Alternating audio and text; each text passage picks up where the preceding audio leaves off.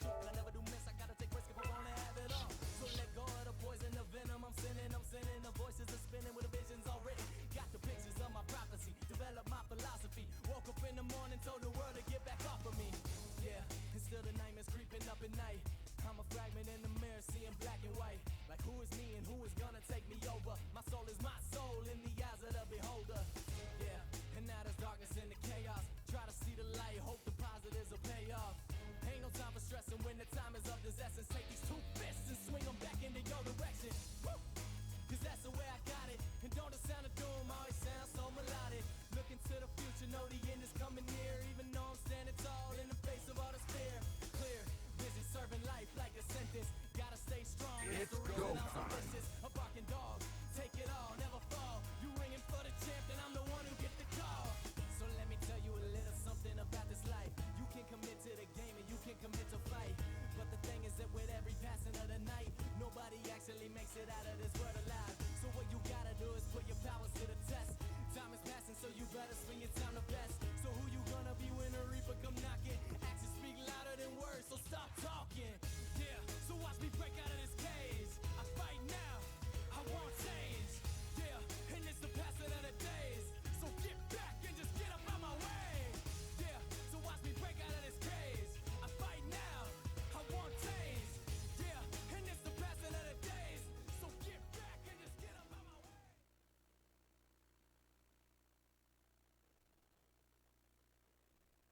Let's go! Insect! Allow me to show you the truth. You better not bore me! Don't move! Don't underestimate me.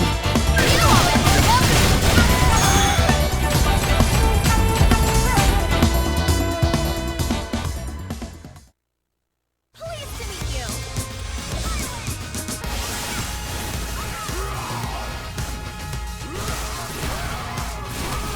Let's begin. Okay, come on.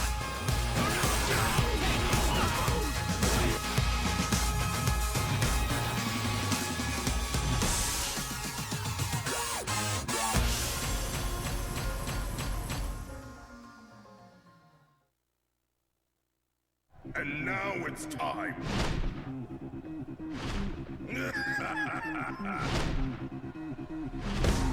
Let's go. There are no limits. I'd do it if I were you. It's all coming up ready. Pleased to meet you.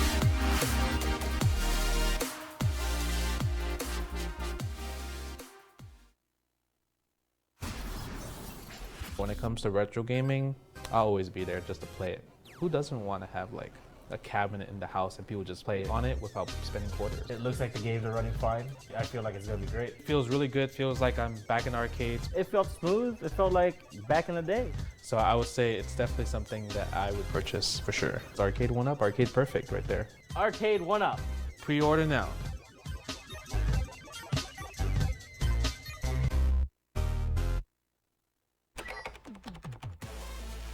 You thought the fight was over. Rally together and prove your worth. Rise up and prepare for battle. Earn your place. Rise. Rally. Conquer. May the strongest survive.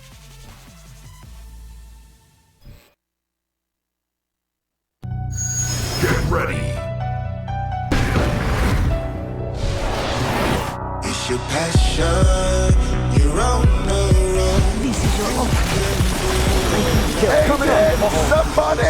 This could be the end. Oh my God! Of my destiny. You can't escape. You won't hear the full takedown. This has become tedious. Mere puppets.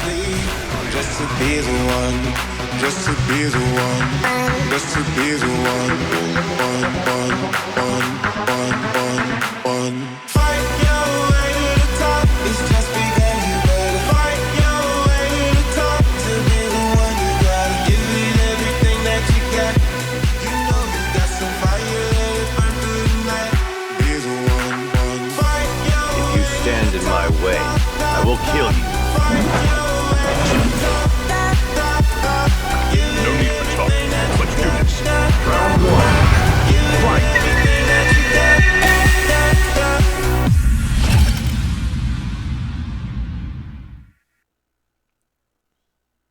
Welcome, ladies and gentlemen, to the Capcom Pro Tour online qualifier for the North America region. We are just about to cover the East Coast region for the first time. Yes. And we've got a very, very spectacular top 8 ready for you. My name is Vicious, and here with none other than the legendary Mr. Street Fighter. What's going on, guys? Alex My man. How you doing Yes. today? Oh, dude, I am so excited to talk about the top 8 from the East Coast. These guys have been waiting all year long to play the luscious online connection. Through all To be fair, at least it's not coast to coast. No, yeah, It's for where sure, for we're sure. isolating it. We're making sure that each region Yes. gets the respect they deserve Yes. at the maximum potential. So East Coast finally getting their shot at greatness. Yeah, dude, we have a doozy here, man. We have like pretty much some of the usual suspects, but we actually have a couple new guys in Two, top 8. to be Yes, yes, Yes. that just were battling all the way out of 250 something competitors. Ooh, Yes. boy. So let's take it to the top. We got Ghosts. Oh, All the way all to the the way bottom, to but the now top. we're here now. Yes, It's right. going to be all the way all to the top. to the top left. There we go. Ghost's yeah. own Knuckle Dew versus Shine. Shine. And then right there you have Brian F. versus Sabor, one of the new guys that we haven't seen. That is one of the new guys. Yes, yes. And then we're going to move on to the second half of top 8. We have IDOM, No Stranger to Danger, versus Mojo, two wild kids over there. Tampa Bison and Space Boy. Space Boy. That's another new guy, man. Very, very Yes. much so, yes. Yep. So there's your top 8. We are gonna kick it off in the top, but yeah, just talk a little bit about the new guys that are here. So I mean, we say new guys, but I mean, some obviously out of respect, the community knows some of them that's been working hard to grind to this level. So congratulations for them to making it. Sabor from Toronto, right? Canada. We on there.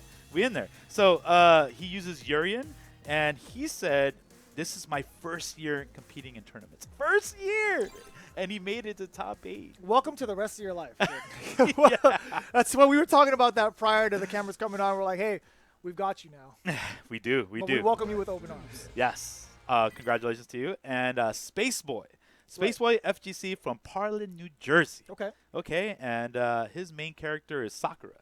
And he left us plenty of info for himself. But I Yes. really want to see how he's taken this character all the way to the top 8 side. So I'm very curious to see how these two individuals match up against some of the other known names that we've seen throughout the entirety of the circuit. Yeah, it's going to be a bloodbath from here on. I mean, I already know the tension of how this tournament was running from the beginning to end. Everybody was super serious. It's after EVO.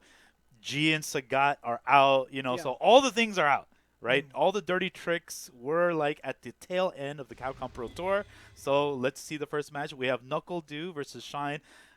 This is one of those matches where, this is, what you kind of expect. Shine and Knuckle Dew, no stranger to top 8. Absolutely. And, I like this choice from Knuckle Dew going with Vin Mika. We've seen him do that time and time again against characters like Ibuki because he prefers this matchup a little bit more than the Guile Ibuki matchup. Yeah, because, Ibuki does have several options to get on the Guile. Jump in, EX Kunai, her walk speed. Even if she's blocking a few booms, she has, the pressure of going into a V-trigger, which, gives her an opportunity for those crazy, the crazy big mix-ups. shuriken mix-ups. Right, and just having that V-skill, a very, very strong V-skill to kind of move her hurtbox back, kind of halts Guile's approach if he tries to approach with his normals rather than his booms in the neutral, right? But Knuckle Dew still trying to make it work with Mika. Did fall in the first round, trying to find an opening airborne, but nice anti-air from Shine. Yeah, he's picking Mika. He likes to fight chaos with chaos, just to see like if he's having that good day with Mika, because you know Knuckle Dude is professional with not just Mika, Guile and Cammy. So he's got really 3 really strong characters to feel out this first to 3. Oh, and what a delay too. Got the hit on the cross-up, delayed that short, and in comes the Deshko for the stun. There's going to be a good amount of life, keeping her in the corner. Shine's going to be in trouble. Lady Mika, he was waiting for something after a response. Ooh, okay. Get off me. Bet the farm. Get off me again. Yeah, I really like the back and forth going on right now. Oh, what an anti-air. Such a deep anti-air. Crouch strong. The headbutt. You see Shine, he was trying to buffer a couple normals, possibly into EX Kunai. He has to use that V-reversal. He doesn't want to be stuck in that positive scenario against Mika. Oh, man. He's just going in. He doesn't care. Yeah, he's no fear. I like the confidence that Knuckle Dude is showcasing right here. Ooh. He has some life to get in. There it is. There it is. Just one V-skill too many. Knuckle Dude read it against Shine. Went for the jump in the second time around. Nailing him the second round. Yeah, I wonder if Knuckle Dude is starting to just dash in more with Mika, because this is one of the things that Luffy mentioned, and even our friends from Europe saying that it's impossible to catch every single dash. And especially with a character that is very threatening like a Mika, you're gonna just hesitate just because. Well, Shine's doing a very good job of being able to split his attention to both the ground game and the air game. Yeah. He's done pretty well stopping Knuckle Dude in his anti-air approaches this part of the round, but here comes Nadeshko, the mix-ups. Oh, what a block! I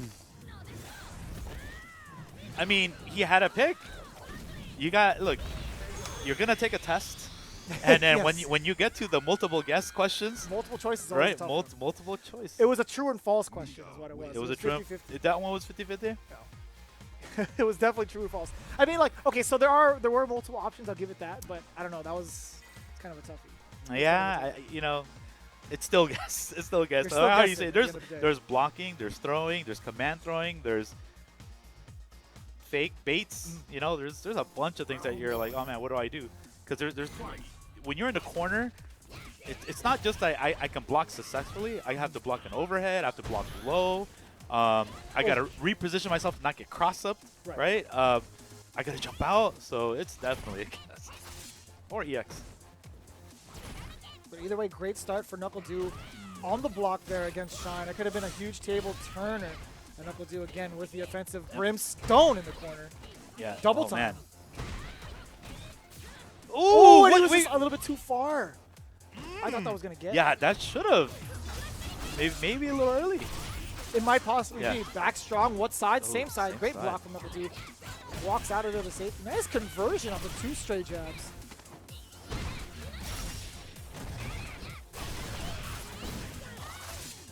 What a call. Wow. Woo. I don't know, man. I would have went in. Oh, but still Knuckle Dude catches him with a jump roundhouse. He shouldn't have backed off. He should not have backed off. You know, you cannot let Mika live. You cannot. She's that character that just gonna make you just hate the fact that you're not finishing your pressure, your combos, and you're gonna hit with a drop kick like that. Now he has to deal with getting in the corner, a couple of mixes. Oh, blocks the reversal, and you're still in the corner. Man, this pick by Knuckle Dude. Oh, well, okay. This time did again. That's the second time we've seen it. Oh, she's backdashing? And he's going too fast right now.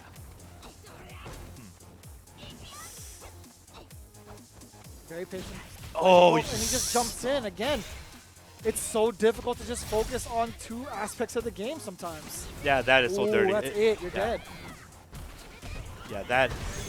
He just waited. I mean, I haven't seen that setup in a minute because, you know, everybody kind of likes to go for the quick 50-50 versus like the you know, hey, I activated here and Nadeshko can come out at any time. What are you going to do? Yeah. Yeah, it's kind of like I want to see what you want to do. And Knuckle Dude's in that range where, okay, if he's going to wake up, you know, DP is done for. Oh, he's going to try to move out. Let me cross him up with letting her fall from the sky and go cross under or something like that. So, beautiful play. I felt that was a checkmate scenario anyway because of the amount of life Shine had left. Yeah, it was a really bad situation.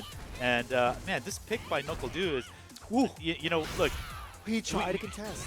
He's been doing better with Guile throughout the year, right? Whenever he picked Cammy, it didn't really seem to go so well. So whatever he's been doing in the lab with Mika, this confidence right here is exploding. It's really necessary for. Ooh, wow, and the cross situation. That's nasty. And he still gets the splash afterwards. He was making sure he finishes his play.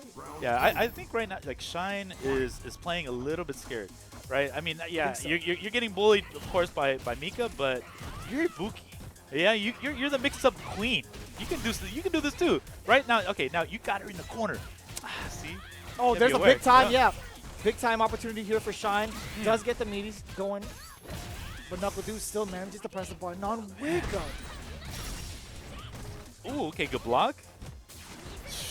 But how long can you block for? Yeah, right? not for very long.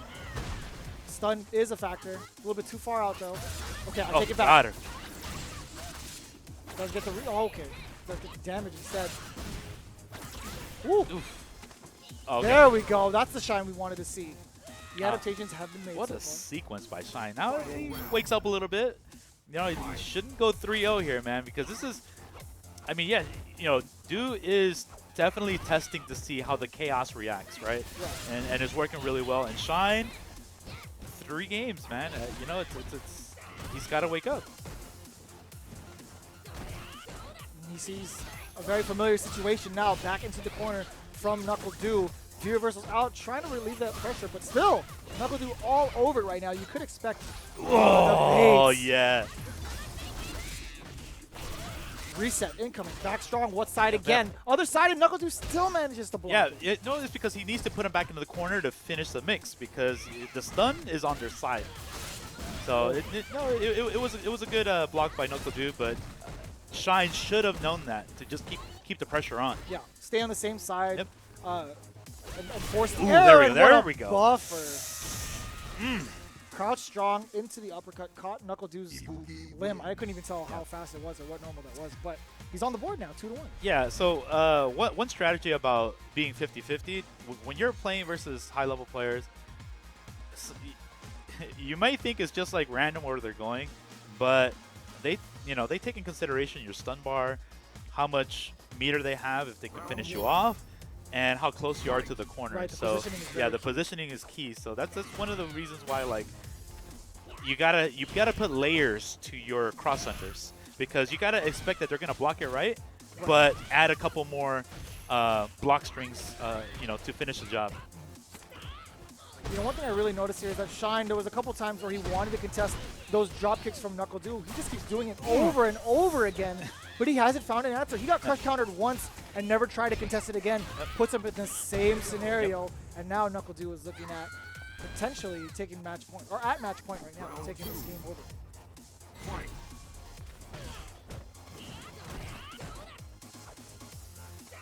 There it is. That's what we wanted to see. Yes. Maybe that was the second time. Yeah. My mistake. NuckleDu is just walking Shine to the corner. There we go. Oh, on the same side. Didn't get to convert, though. Got the medium kick and then missed it over. NuckleDu still going airborne. Yeah, it just seems to me that NuckleDu has figured out the pacing of the neutral that Shine likes to stand in. Shine needs to throw in some of his V skills. He needs to slide from far away. He needs to switch it up a bit. Even dash in. Because right now he's just kind of staying in this like spot, waiting to get opened up. Now here it goes. Here it starts. I like the use of the kunai to kind of check NuckleDu's advances. And again, he responds with the jump-ins. Oh. Too far. That should be, easy conversion. It might have been sneaking out the. It might have been sneaking out the V reversal. Yeah, he tried to possibly cover that option. A little overzealous on it. Timing just a little bit off. And Shine does have the advantage, but still trying to. He's playing a very orthodox keep away game against NuckleDu.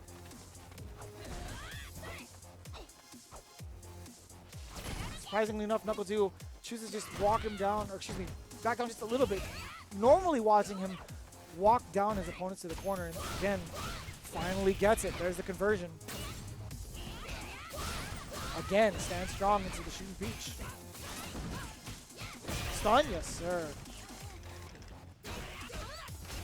Close enough to the corner. Reset. Just a command dash caught Knuckle 2 off guard. Oh yeah, this could be. Oh, get off me! Oh, what? And it's still hit in time to connect the rest of the hits. Oh, and got her dizzy. Stray. This is not gonna kill.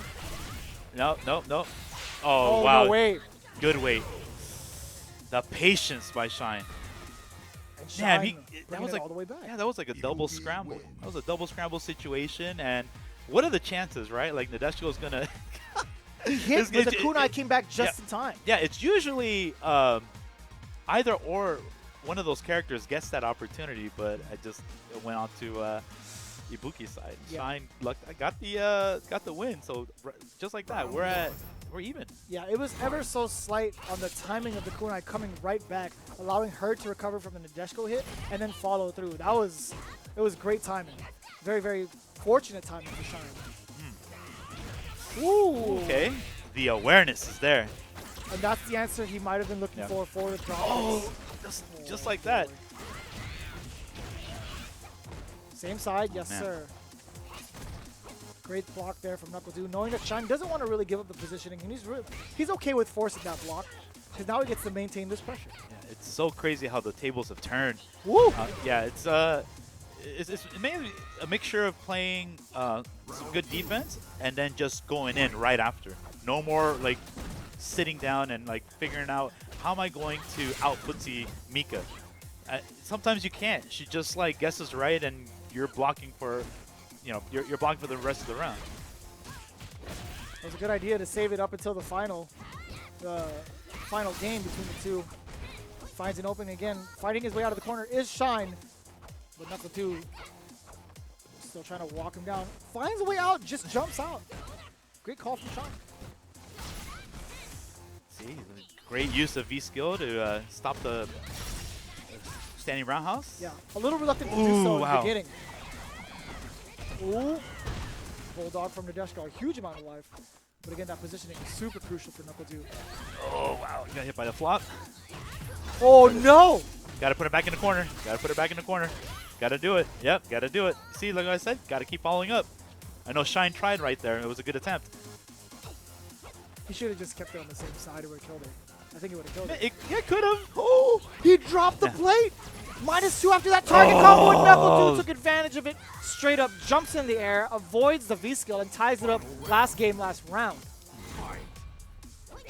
Oh, what a whiff. And in the corner, just like that, already in the corner. Puts himself in the corner. Oh, yikes. Man, this is a slobber knocker, man. Great way to start off the day, man. Yeah. Oh, and the V reversal right at the last second, catching Shine. Oh, again? I like that idea. And that was smart on Knuckle 2 still to block that mix-up. Unbelievable. Oh, that would be sick. No, no one. That'd be kind of overpowered. It would be too good if the throw continued into the. No, we don't do the that. V We trigger. don't do that. We don't do that no more. No, no. Okay, all right. Those days are over. We buried those days. Oh. Oh man, it is so close. In the corner. Oh!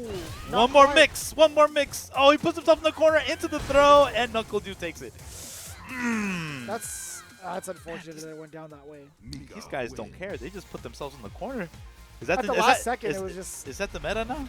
I don't know anymore. Is that where we're at now? At that, close to the end of season 3, we're like, yo, remember to always keep your opponent in the corner. Like, nah, man, that's that old stuff. Up until the last second. Up until the last second. And then throw out all the mix-ups. It's like, you know what? Put yourself in. And put yourself in the corner. Okay.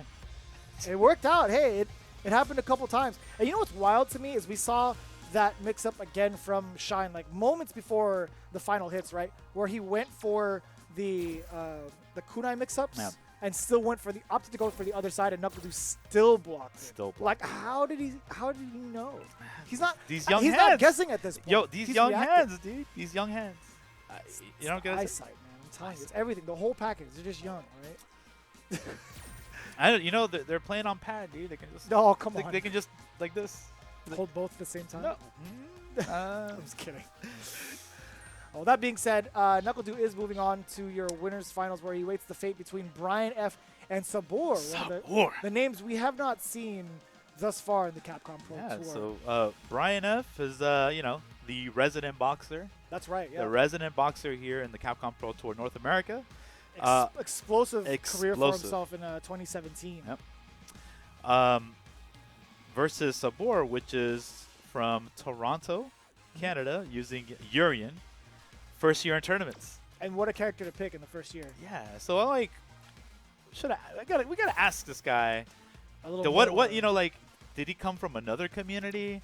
You know, like say for instance, Denka Diaz came from Call of Duty, right? And yeah, Call of Duty, right? And Problem X also came from first-person shooters. I believe also Call of Duty.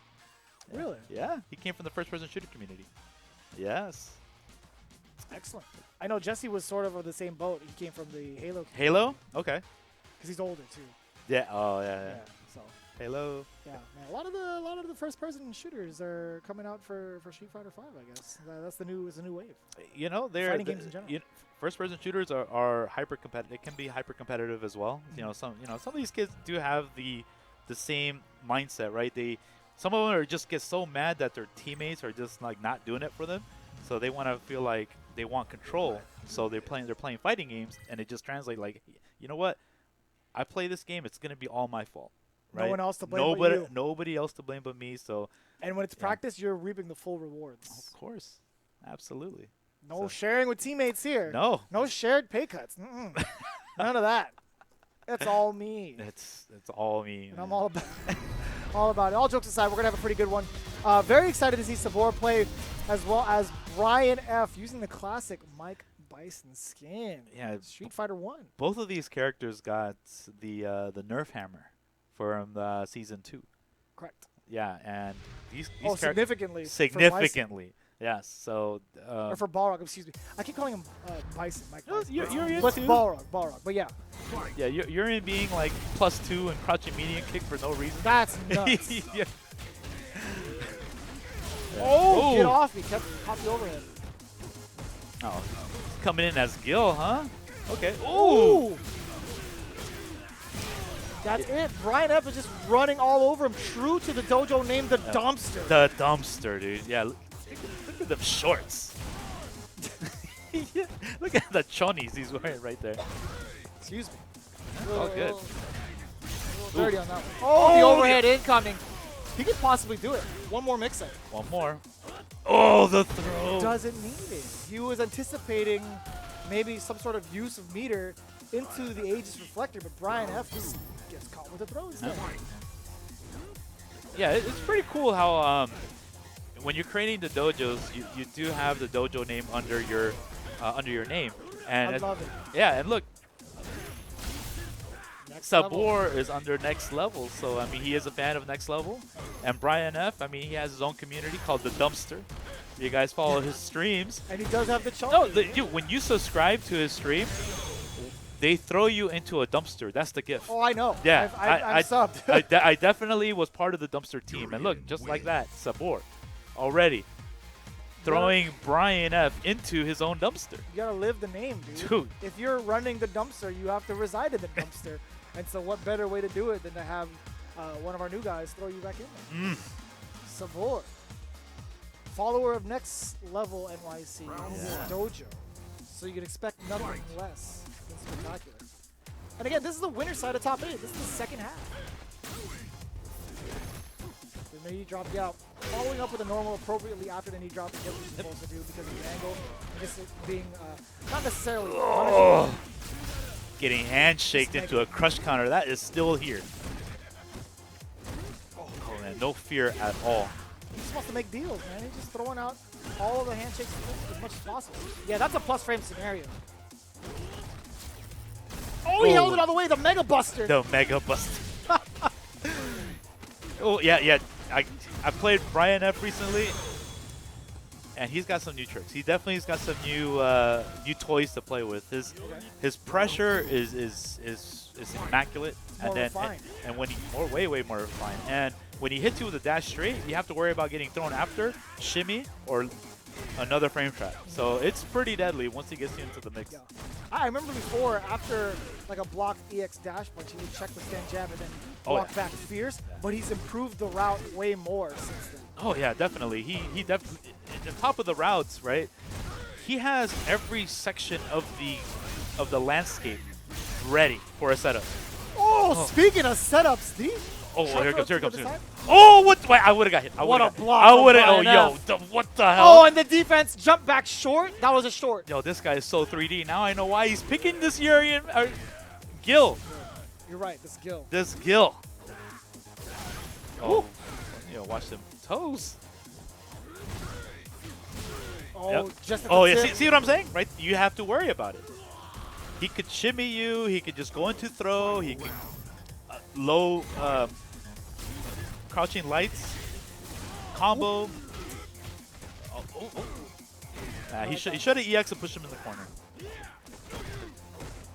Yeah, he might not have been ready for that whiffed headbutt to happen. Yeah. He still followed through with the buttons anyway. Does get support in the corner, and a mistake happened just now. Jumped himself into the corner. V reversal's out. Yeah. Oh, big punish. Gotta get him. Gotta get him. Yep. Ooh. Headbutt again. He does not care. No, he doesn't want to deal with it. He's got kind of a game to give still, because he has one up on Brian. Oh. What a great trade There we to go. score, but here comes Brian F. Throw him. Yep. Ooh, he was ready. He was ready. Oh, wow, what a tech. Oh, but the overhead plus frames afterwards. Oh, he went for it. Tried to go for the throw tech. I like it. I like that. Sabor threw in an extra layer on top of the setup. Remember what I said about getting 50-50? And you have, after a while of doing that to people, when you're playing top players, they know the position and the damage output you can do. Right. Take that in consideration and add an extra cherry on top. To say, oh, hey, you blocked it, how about this? Yeah. Right? That's when you know, and that's the attempt that we saw. If he would have hit Brian F with that, checkmate. It was the next level, too, because he did have one sequence away, or any hit, really, to kill Brian F. It could have been a throw, so he really wanted to get that hit. I definitely checked in my mind. Yo, hey. We both got hit at the same time. Whoever wins this, I am still a fan. I am still a fan of Sabor's play. You know, he's given it to Brian F, which is, I mean, this guy's been placing, if not top 32, top 16, most of the NA events here, top 8. Yeah, absolutely. Fantastic player. It's a name we're pretty much going to be seeing a lot of the times in these online circuits. And you have Toronto's Street Fighter headquarters with Sabor. I would assume that's what that acronym Yeah. is. Ooh, he took advantage of that. No, Brian, not like this. Not like this. Brian, not like this. What did he press to extend his hurt box? And it hit from Wow. the tail end. That's so strange. That is gonna bite him in the ass, dude. It already did. It actually did. It really did. It bit him at the last second. That's crazy. Ugh. Nice block on the overhead, but it was meaty enough to get away with it. Yeah, it was. Super meaty. It hit towards like his ankles. Like the end of it.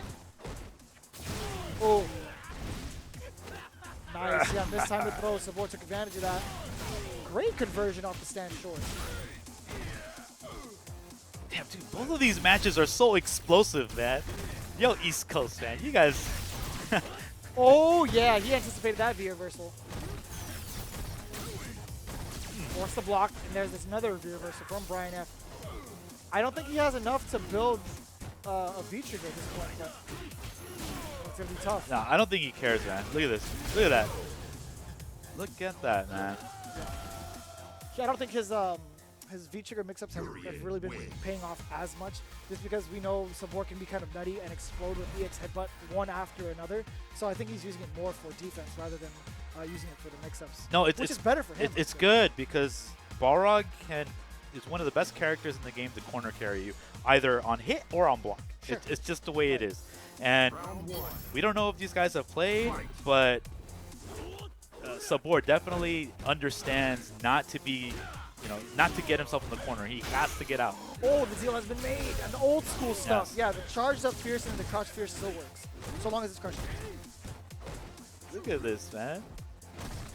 Gets the ropes. What you gonna do to get out? Ooh. Doesn't get a back throw, just a normal throw to kind of alleviate the pressure once more.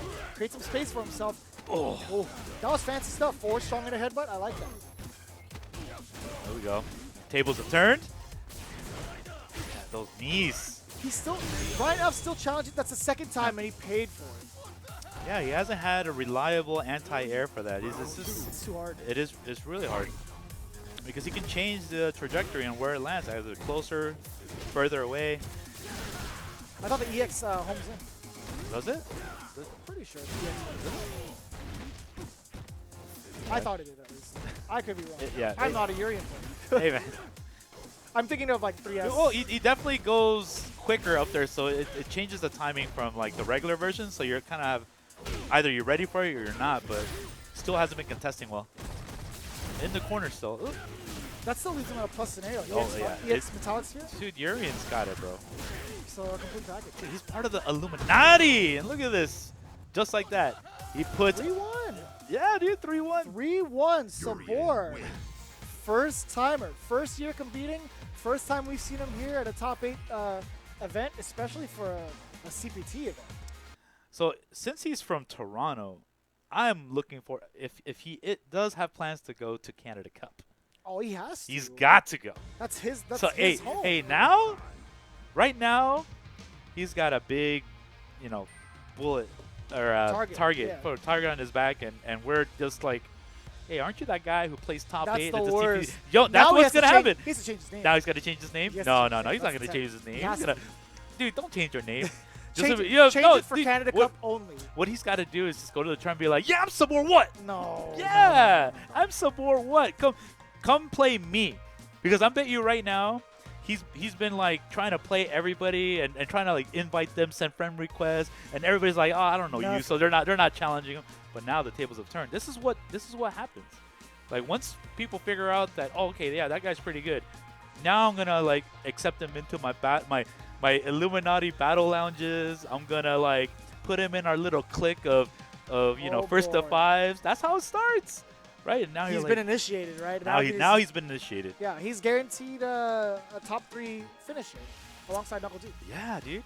And on his way to head up to the Capcom Cup, which has been announced in Las Vegas at the Esports Arena at the Luxor, December 14th to 16th. $250,000 in a DLC prize pool bonus, including DLC prize pool bonus. So we don't. That's not even the final figure yet. We're still reaching and we're still going as high as ever.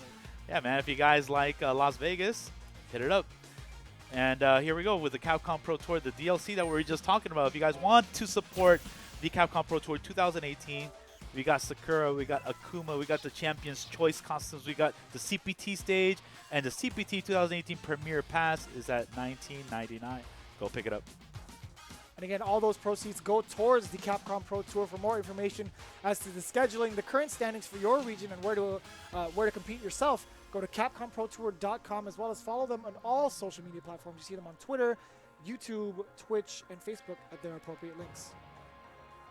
As well as a Bred to Fight Razor Street Fighter 5T. What better way to compete in Street Fighter than with Street Fighter 5 apparel? Visit rzr.co/SFV apparel to pick up yours in black and in white. As well as a Bred to Fight stick. You have to have the whole package, right? You can't compete without having some sort of peripheral. And why not get the Razor Panthera? Use that code CPT2018 to get yourself an exclusive Razor ammo pack by visiting rzr.co/CPT2018. Again, pick your Razor Panthera up. Available now. As well as this Arcade 1-Up cabinet with some of the classics. I think they have all the classics available. And if you want to know which other cabinets they have for yourself, you want to throw one of these bad boys into your basement or your living room, whatever you want, arcade1up.com is where you need to go. But of course, if you just want to hang out, relax, why not do so in a Vertigear chair while you're watching the stream using promo code CPT18 to get 10% off all products, and hit up Vertigear.com for other variety of chairs as well. And after meditating all day, you get to act just like this, hearing the tears from beating NuckleDu in the Japan Premiere event with these Victrix Pro headsets. You can get the official headsets of the Capcom Pro Tour. I just want to pose like that. I just want to be a winner one day. Just Oh, it feels so good. I just want to. You know he's suppressing all that in when he's meditating. For sure, all of them are. All of them. You saw that in the opening video that we usually play out for the Capcom Pro Tour. When RD plays, he's like kind of bullish. He's like ready to like tear your face off. But as soon as he won, he looked like he was. I think he cried.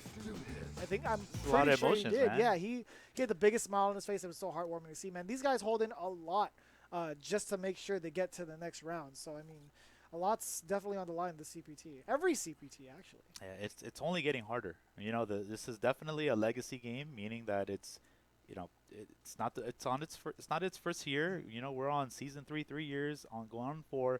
People are getting better, right? There's some new cats coming in, but like they're bringing some new stuff to the table, and we just saw a couple of them. This guy's first year Sabor, and is in winners finals. So speaking of another slobber knocker here, like every single one of these matches, it doesn't stop, dude. These guys are gonna go at each other's throats.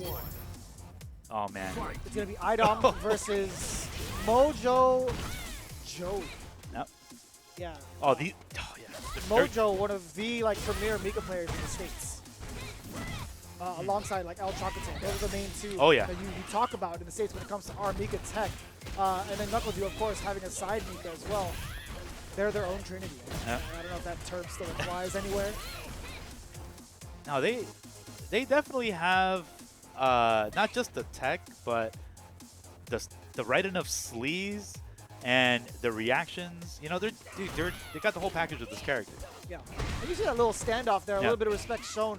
Idom willing to play the patience game, and Mojo firing off the first bullet after that standoff. And Idom, of course, no stranger to top 8 appearances. Does so pretty often at next level battle circuit. Ooh. Oh, he missed. He dropped. Significant drop there from Idom, the ultimate grandmaster. Yeah, I do see the respect between both of these players. Just got to see which way to go in, because if their stuff is blocked, they're in a bad position, right? Because you just put yourself in a mix versus another grappler. And it starts the blender. Idom reset after reset, and Mojo held up for his life because his stun. His stun game was just about there. Dashko wasn't ready for the these guys got layers. I love it.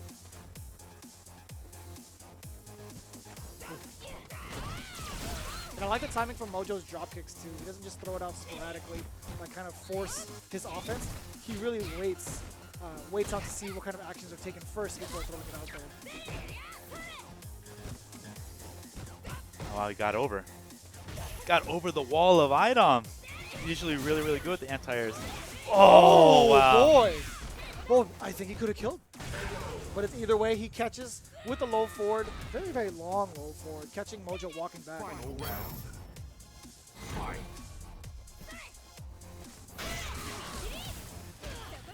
Chasing him down. As you mentioned, he got caught by the Thunderclap. That was a meaty V-skill, but not meaty enough, I feel like, from Mojo.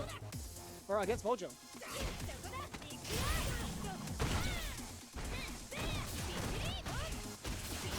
Oh my gosh, the onslaught from Idom right now. Oh, that's it. Yeah, the splitter. Idom taking game number 1.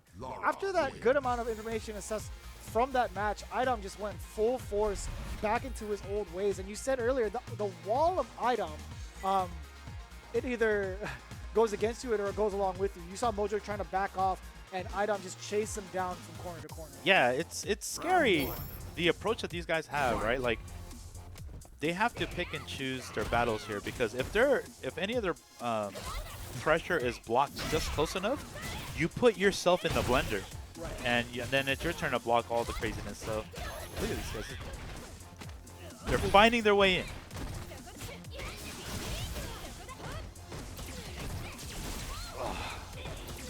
Keep her in the corner. Yep.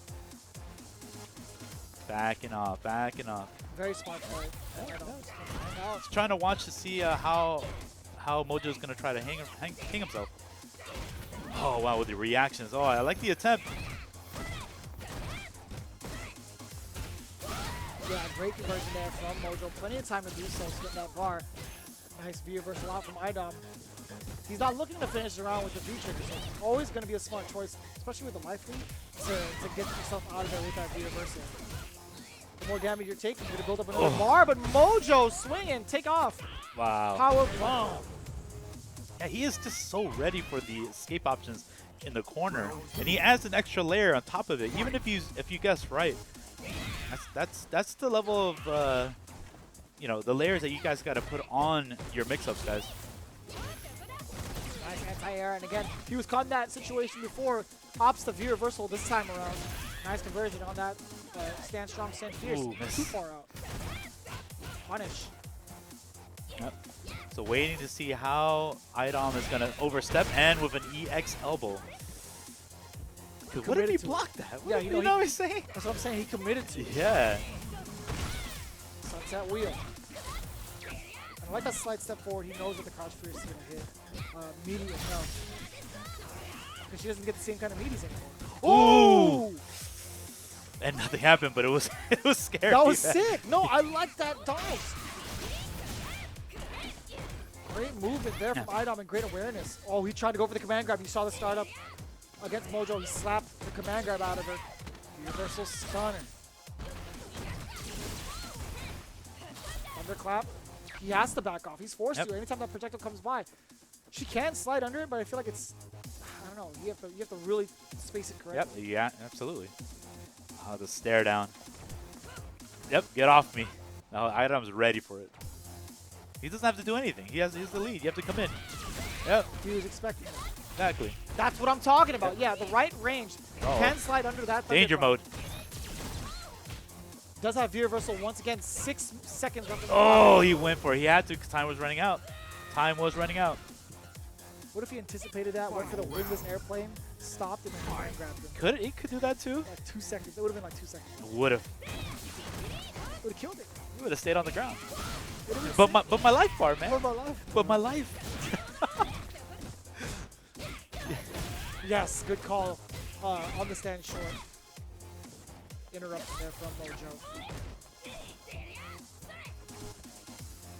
I like the stand up every time. Thunderclap. Yes, he's ready for it. A lot more alert of these thunderclaps. Sunset wheel. Stand fierce this time.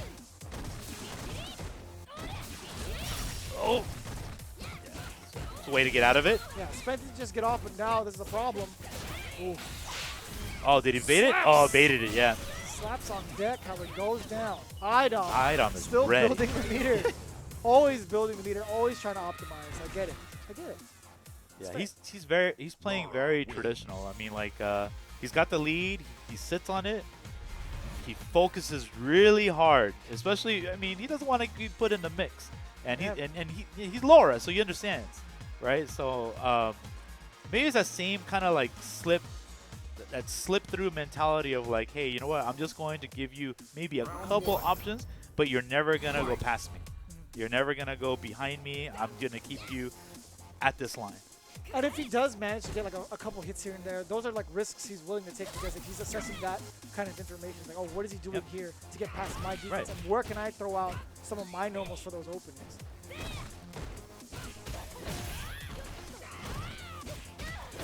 Good conversion there for Mojo. Finally getting Idom locked in the corner for not too long. Sunset wheel. Gonna get a meaty afterwards? Oh no, just back throw.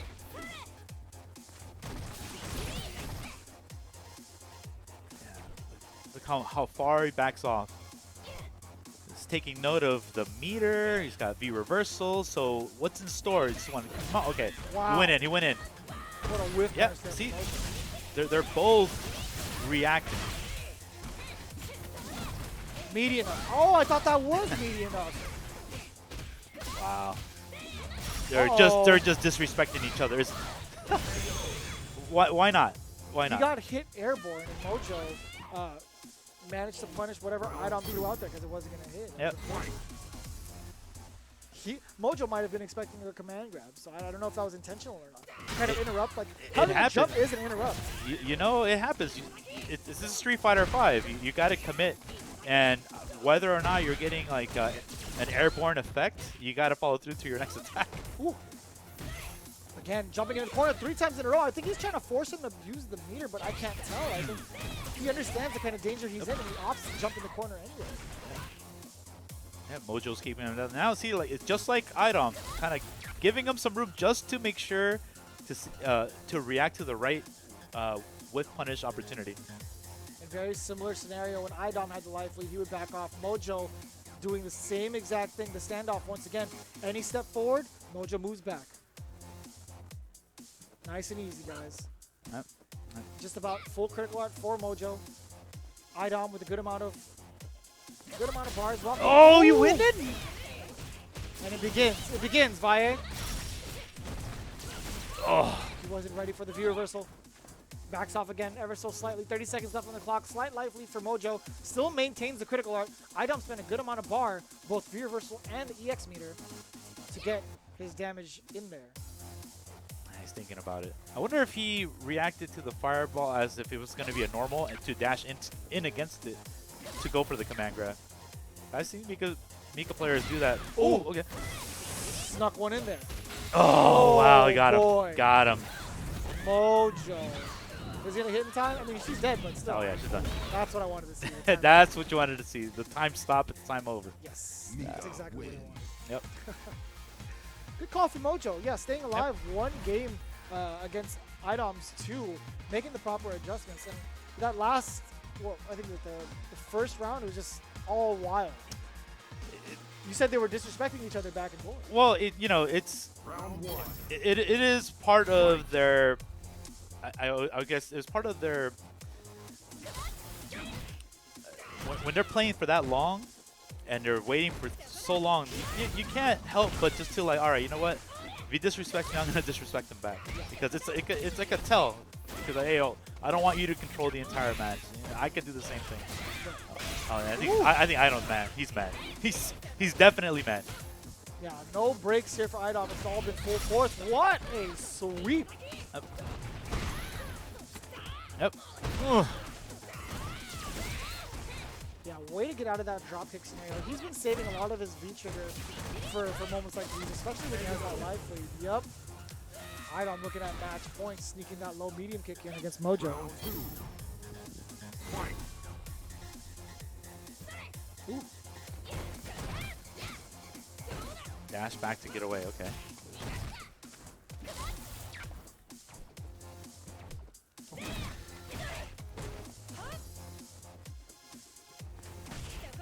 And I like that. Yeah, straight hit going straight into the V skill to getting closer with Mojo. Yeah, spinning the V reversal to kind of reset the momentum. Very similar situation. Critical art on deck. Dashes in, nice anti-air. Idom the wall. No, went for the read. Thought he was going to stand still. Not the case.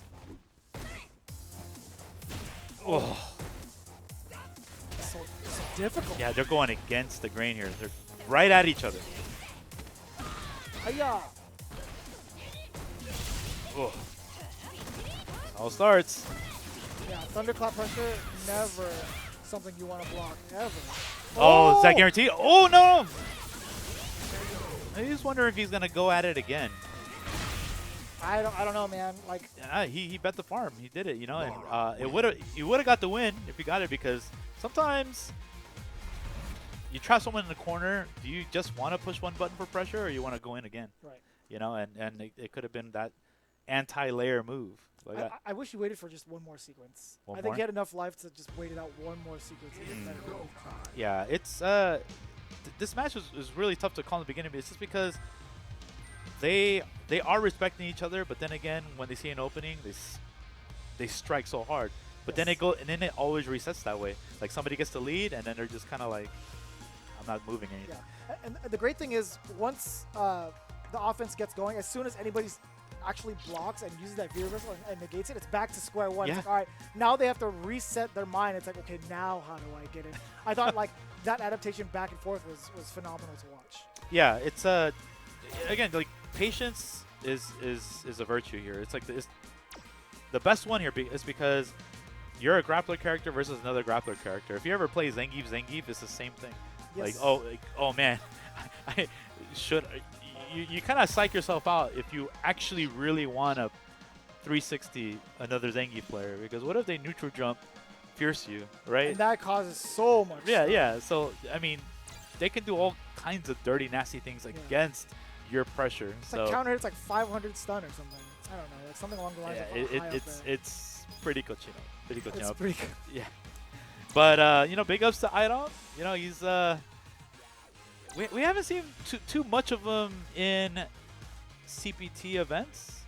Mainly, he hasn't been traveling as much. He's just been, you know, NLBC. Grinding it out in NLBC. Yeah, right. When we do see him, he does pretty well for himself. Yeah, he does. I'd have He does. He's always up there amongst the upper echelon of the East Coast players. So. Right. And he's it's always a treat to watch him play.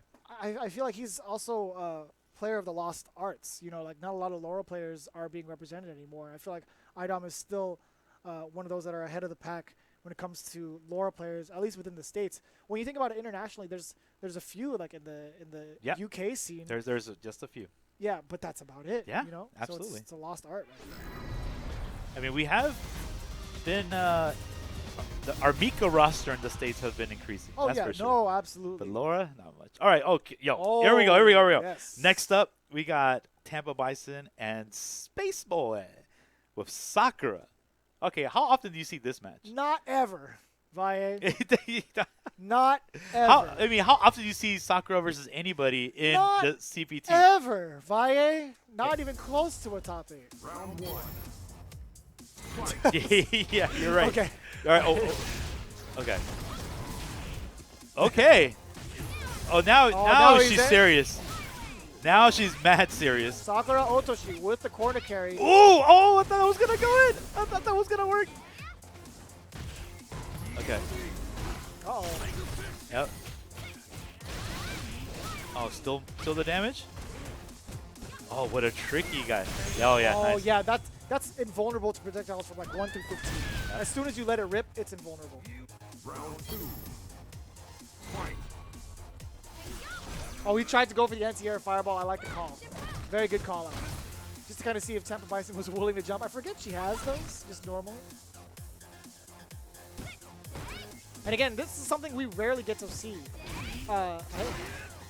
Space Boy, a name we are completely unaware of, out here in top 8 with a character that's, you know, not ever shown on CPT, I feel like. You know, we are in October. Sakura got some changes. He's got a little bit of changes. So is it like a Halloween thing? Like a scary thing? I'm just saying, like, you know, maybe somebody figures something out, and that's what we're here for. We're here to definitely watch this out. But you know, he's playing versus Tampa Bison. When Tampa Bison does really have strong fundamentals, he will camp the lead as long as possible. He will make you hang yourself at all times. And he's very smart. He's very smart at that. He's a play-by-feel player as well. And I like the idea, but again, that back throw range is just too far. It's too far. Yeah. And Bison I think it's still the farthest in the cast, if I'm not mistaken. Yeah, Bison definitely has one of the farthest throws in the game, for sure. Yeah, I mean, it's got to compensate something for his walk speed, which is terrible. Which they still tried to buff in this season, where they like increased it just ever so slightly on his walk speed. But he still has a mean back throw. And you saw Space Boy just trying to use her or Sakura's walk speed kind of back and forth, but still gets caught. A lot of the speedy characters can still get caught by Bison. Ooh. Direct hit. Yep. Yep. Yeah, she's got some corner pressure. Woo! She definitely has some corner pressure. This is delicious right here. Yep. Because you don't know what the animations look like. You're gonna have to take it. You try to guess. Backs off. Yo, Space Boy, you woke up from the Rindokan gods. Rindokan karate, man. Yeah. Is that a... Oh, what? Is that Makoto style in 3S? Maybe. Rindokan? I can't remember. Yeah. I'm a lower guy, but sometimes it just slips you. And Tampa Bison letting that corner pressure slip away. Space Boy just finds the opening, just jumping out. Cycle ball in. Yeah, and I like that. Just head stomp out. Force Space Boy back into the corner as much as possible. Oh, back to mid-screen. Oh. Nope, no answer to that. So that was a good jump. And what a conversion there. His hand caught in the cookie jar. Oh, just do it. Just do it. Get off me. Yo, Space Boy. Oh, he tried to shimmy. No, Tempo Bison was ahead of it. He knew. He knew. Oh. Oh, don't stand there. That is a free Psycho Crusher. I told you. You told him. That was You a let him free. know. Not because even if he blocked that, that was 3/4 of the screen. Bison is plus. Yep. Yeah. Whether there's a fireball or not, just sitting there blocking it would have been a bad idea. Yes. You wouldn't even know if you'd hit like a normal or a command grab because you still had the meter as well. Yep. I forget, man. Command grab Bison. It's a dream come true. It is it. What game are we playing, man? This looks like this CVS 2 with paint the fence and show. Oh, don't. No? No. Never. No? With the way He's painting the face right now. Well, not with Sakura though. Well, when she's V-triggered up. There he goes, right here. Show. No, she can't do that. No? She only gets... Show. Do it. No, it's not enough. It's not the same. Not even close. Not even a shadow of what it was once was. I know, that was just ridiculous. Thank you, boss. Thank you. It was kind of absurd. You lived through all of that. Oh, that was... All those shenanigans. Look at this. Look at that. Show. Get it. Oh, Why would you throw it up there? You're going to need your nostrils there. Yeah. The crazy thing is he could still... Oh, wait Oh, a minute. yeah. Plus frames. Oh, no, this could be... Oh! The knees. You keep pushing buttons. Oh, and you still push buttons? Tampa Bison's all like... You still pushing buttons? Didn't I teach you? Didn't I teach you not to... With all those crush counters? What's wild to me is that even though, despite her throwing that fireball out, I think even if Tampa had like the meter, he'd still be able to head stop to do that. He could have done a lot of... Anything. He could have done a lot of filthy things. He could have done anything. But Yeah, I'm just saying, like, trying to catch him in the air. I don't know. But still, That was an air ball, dude. somebody closed the door. Yeah, There's so much wind in the gym. Look at that. Oh. Maybe he knows something that we don't know. So He's top 8. And we're yeah, not, he is right? top 8. Yeah, he's definitely top 8, man. He's teaching us the ways. Oh, yes. Well, saw the chance to get a crouch jab in. Didn't really get to convert much of it. Ugh. Hella Oh, tap. now he's going to air. Look at this. Jump strong. Really? Yeah, dude, he's got the pressure, dude. If you guys forgot about Tampa Bison's pressure, I like that idea because he threw it out. didn't buffer the ball afterwards. Stand fierce is a significant recovery on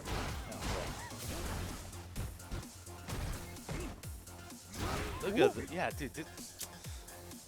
He's waiting. Big fundamentals, man. Oh, caught him. Got him. Now she's serious. Oh, yeah. Try to do it again. Back roundhouse. Man, that's... I don't even remember what it is on Blanc, to be honest with you. I'll be real here. We don't get to see soccer ever. No, we don't. So this is a treat. But what I can tell, though, Space Boy is getting caught air-to-air more often with Bison's jumping medium punch. So, didn't prepare for it there, but... Yeah, I feel like it's one of those things like Tampa Bison usually doesn't let his opponents slip away from him this many times. But I think it's just unfamiliarity with the character. Yeah, that's true. She does have kind of a quick jump. And then you have to worry about her early roundhouse, which still is that steep dive kicking looking move.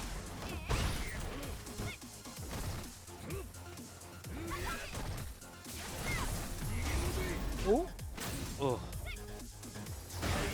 Oh, and air to air. Yeah, Tampa Bison getting the best of that.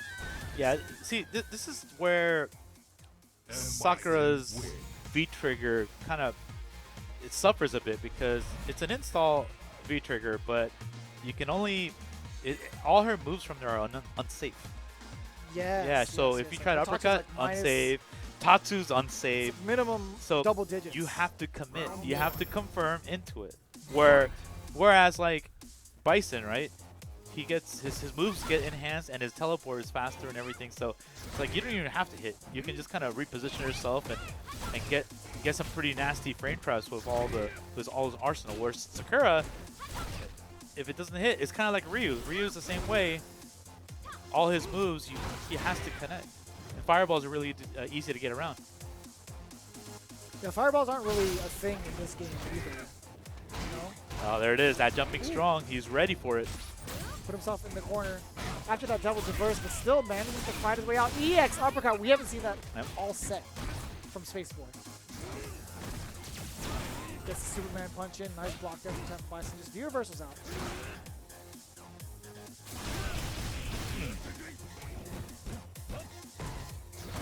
Ooh. That's such a tough scenario. Bison is just throwing out the safe normals, even after the Psycho Axe.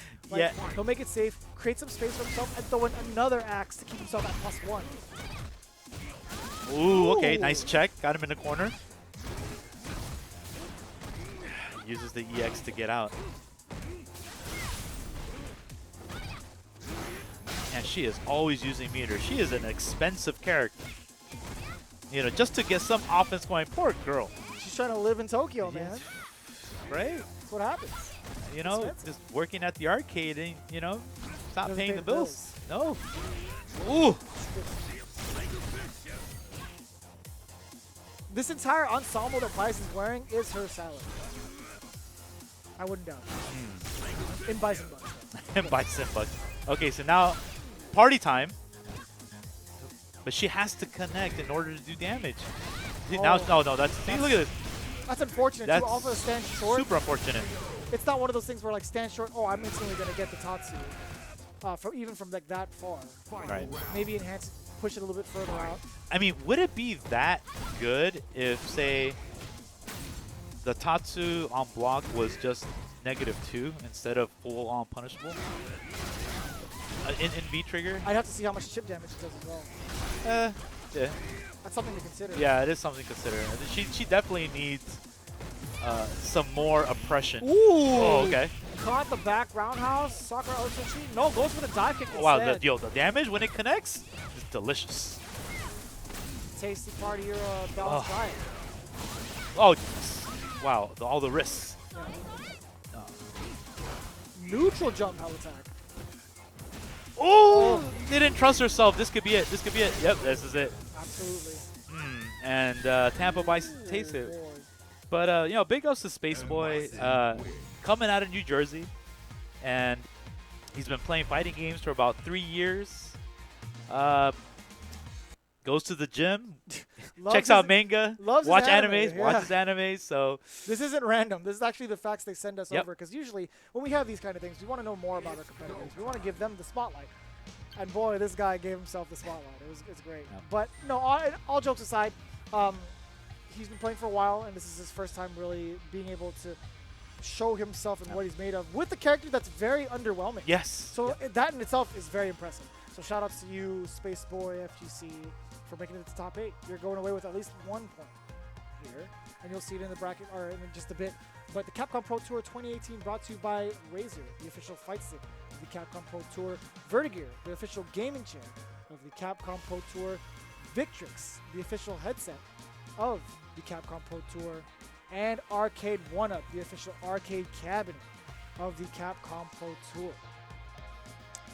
Yeah, and that actually wraps it up for the first hour here at the Capcom Pro Tour North America East 1 event here for the online ranking. It's been an hour? Yeah, it's been that went by like nothing. it honestly went by like nothing. Yep. We got some more action, guys. So when we come back, we'll see how the rest is.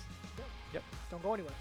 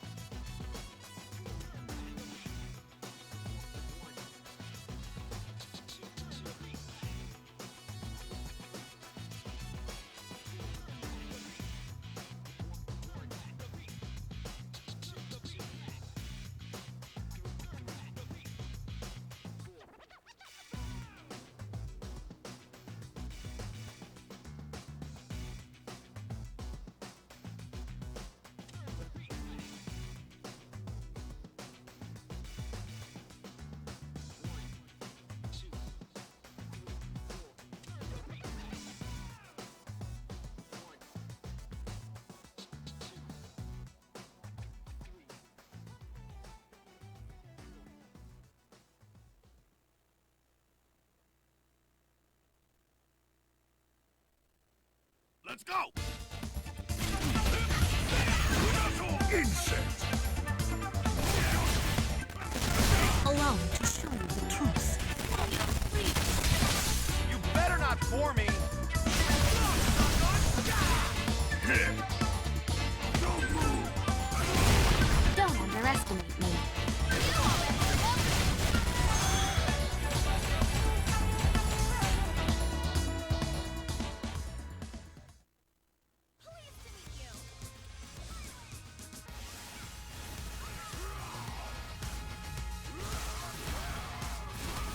Let's begin. Okay, come on.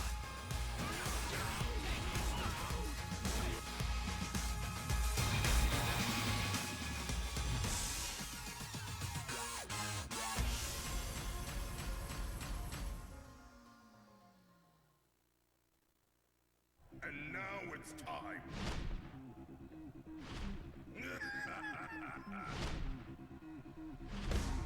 Let's go. I'd do it if I were you. It's all coming up ready! Pleased to meet you.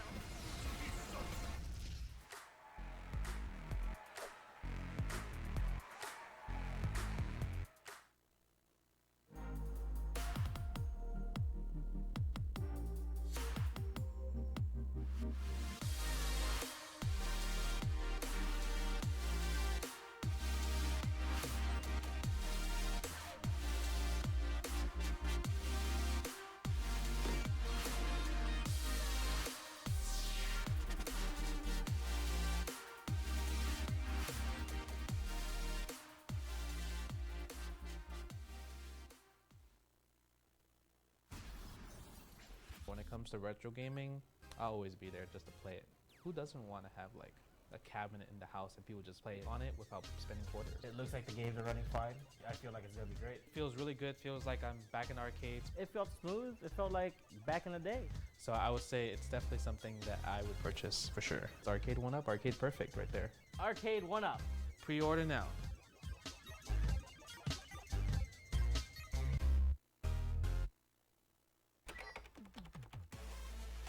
You thought the fight was over.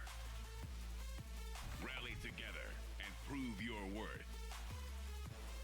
Rise up and prepare for battle. Earn your place. Rise. Rally. Conquer. May the strongest survive.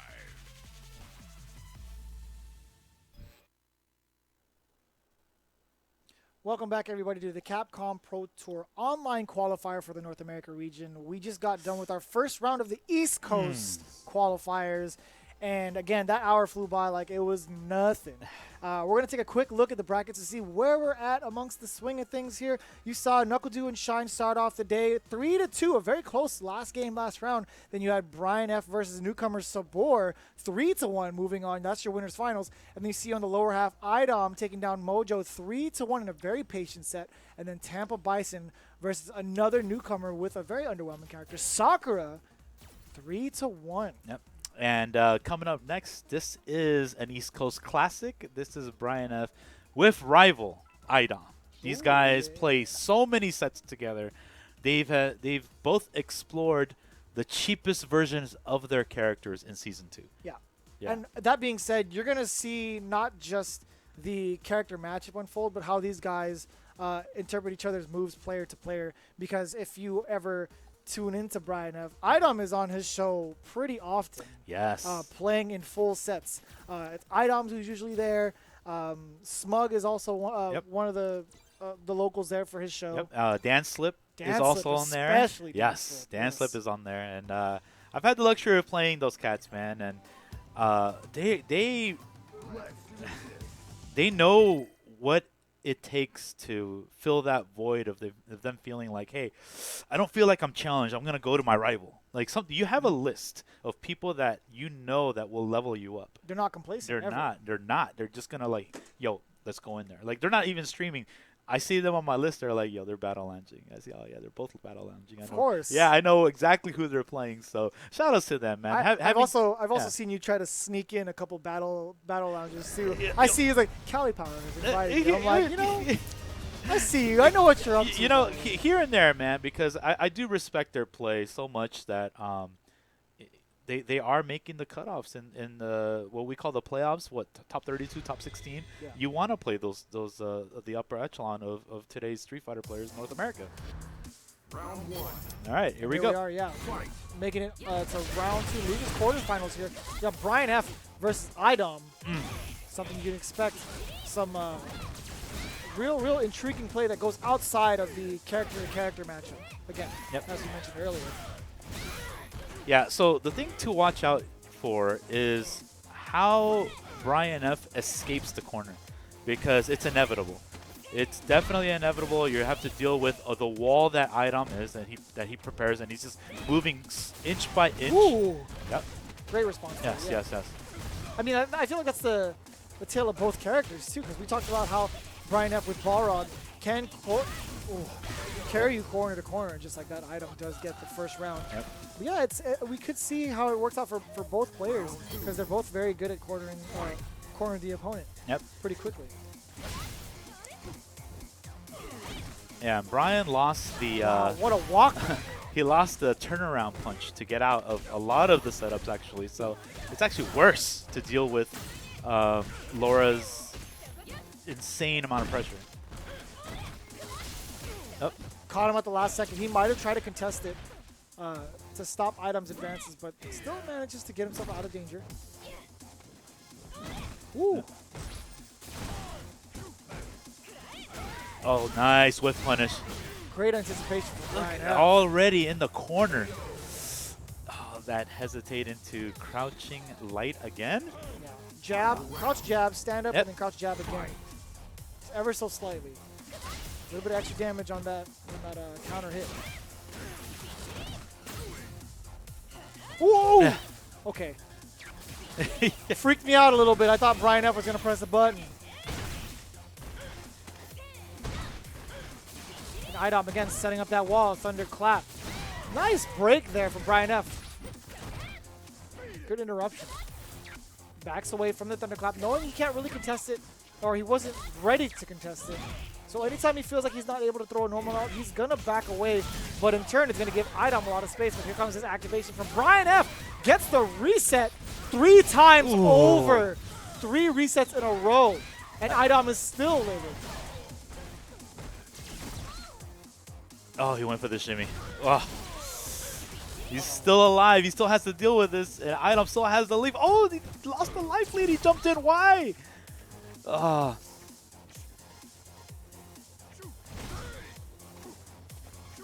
Could be anybody's game still. Yeah, it could be. Oh, nutty. Oh, my goodness. IDOM with the chase down. I can't believe it. I can't believe it. You know, when you're any character, he's fighting Balrog, and you just like, oh, you know what? I'm just gonna jump because I feel like he's gonna do something. How often does that ever work? He's just like, nah. No entry. Against Laura, 9 times out of 10. No. I mean, neutral jumping, yes, because you're trying to hit the dash punch, right? And then, you know, they're going to prepare for that, and they're going to walk up, and he's going to do that rocket punch uppercut that he had. Yeah, the screw upper? Yeah, the screw upper. So, jumping in, oh, man. Whoop. That cost him. Yeah, big punish on that sweep. He caught him with the V-skill right afterwards. Caught him ducking. Thunderclap incoming. I like how he pushes him away just so he can, one, push him to the corner and still have the Thunderclap out. IDOM all over it in the first round of game 2.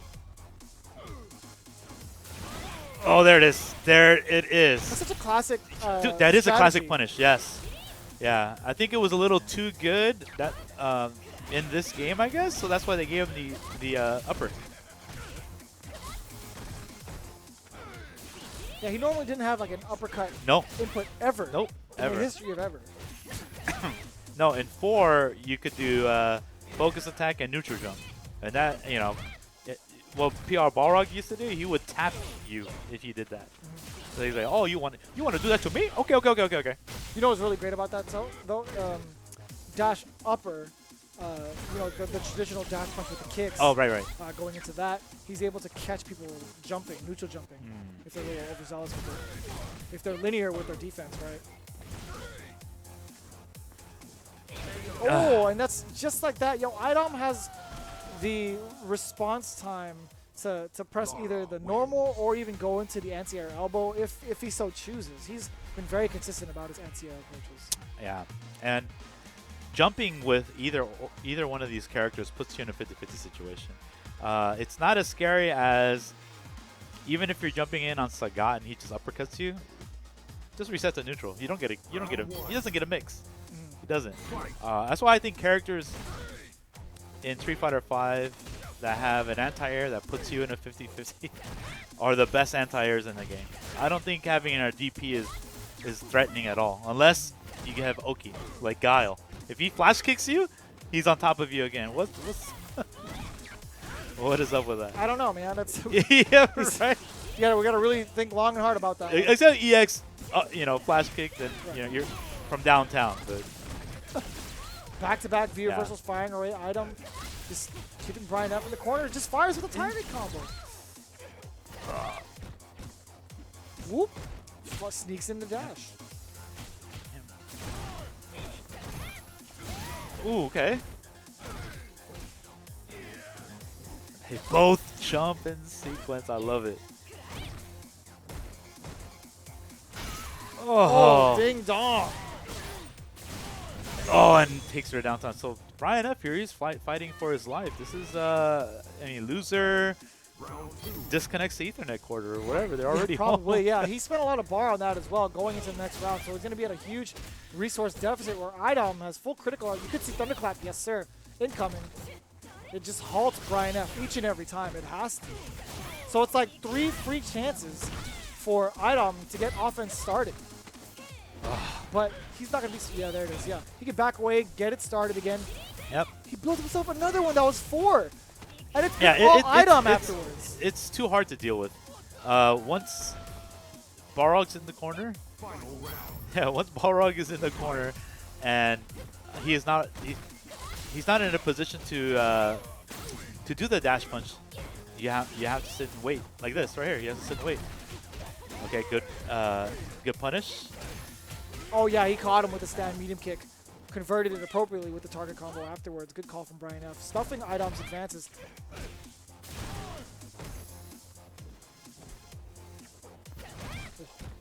Tried to buffer that out, I feel like. He stands short into the elbow. He still went through with the elbow anyway. Brian F didn't really get to capitalize. Here comes Brian shooting for the stars with that EX dash punch. Oop. Man, I remember when medium kick was such a terror in season 1. And it's not as much of a tool unless it's followed by EX Thunderclap to kind of extend her hitbox, push the person further away so that you still have the durability on the Thunderclap. Yeah, these guys are playing immaculate. What a neutral jump by Brian F. Didn't have enough meter to continue the combo and possibly get killed, but he just built it for himself right now. Now he's waiting. Oh my gosh, the knee! Oh man, this sucks. Oh, and you throw him out of the V reversal. This sucks. Oh, what is he gonna do to get out of this? Another one. Okay. Oh, and he comboed off that Idom. What a sequence he was losing pretty substantially too, and it just took one knee. That was very reminiscent of getting hit by a knee in season 2. It's not as good now, but it's still. He used it like a surgeon, man. He stuck it in there, but that'll do it for Brian F. So shout out to Brian F. getting back in here, top 8. I mean, it's the competition is definitely harder now. It's definitely harder, and to see these guys and to see these guys still perform well, make it into top 8, just shows that they have never let up. They never let up. They are adapting to the current state of how Street Fighter V is being played with the new characters and with some of the things that they lost. Right. So I mean, Balrog used to be the one of the most menacing characters in Season 2, and Season 3 has just kind of like been lingering there. And now He's still a powerhouse, nonetheless. But he's just a little bit more tamed. Yeah, definitely, for sure. Or significantly tamed, I would say. Yeah. Yeah. So coming up next, we're going to have Shine and Tampa Bison. Yeah, that's right. Shine fell to Knuckle Dew last game, last round. Yep. And it was a scramble too, where there were numerous times where they would put themselves in the corner, even if they had the advantage, and for some reason, the guy on defense still managed to block it. And you know, he's riding that kind of momentum. He did very well against Knuckle Dew. Knuckle Dew was actually he 2-0'd him first. Yes. And then he almost reverse OCV'd it. Yeah, it's Knuckle Dew, man. He's always surprising because I said before that he's most known for his guile, and sometimes he throws in a Cammy or a Mika, you know, per match that he feels comfortable with. Right. But you don't see the same confidence level as Guile. And then here he comes. He starts off with Mika because, yeah, I respect the pick because he wants to test the waters on Chaos versus Chaos versus like, oh, I'm going to let this guy read my Guile because I have to block the kunai. You know, I have to block the kunai. He can slide under my booms. He's got he can EX kunai too. Yeah, EX kunai. Yeah, he can notice. V-skill my boom. So, I mean, Buki has a lot of options versus Guile. So, it's great to see that he had a lot of confidence with Mika. Paid off for the first 2 games. Shine woke up, like he said, and then something else clicked where it was the Knuckle Dew show again, and he finished it off. Yeah. All right, coming up next, Tampa Bison and Mr. $3 Shape Up. That's you could go on about that. I mean, Shine, my man. All right, here we go. Big fundamentals versus Shine. Tampa Bison versus Shine. Excuse me. And again, it's kind of the approach we saw similar to the first round of winter semis, where Shine would kind of really take his time on defense to kind of assess what kind of approach Tampa Bison wants.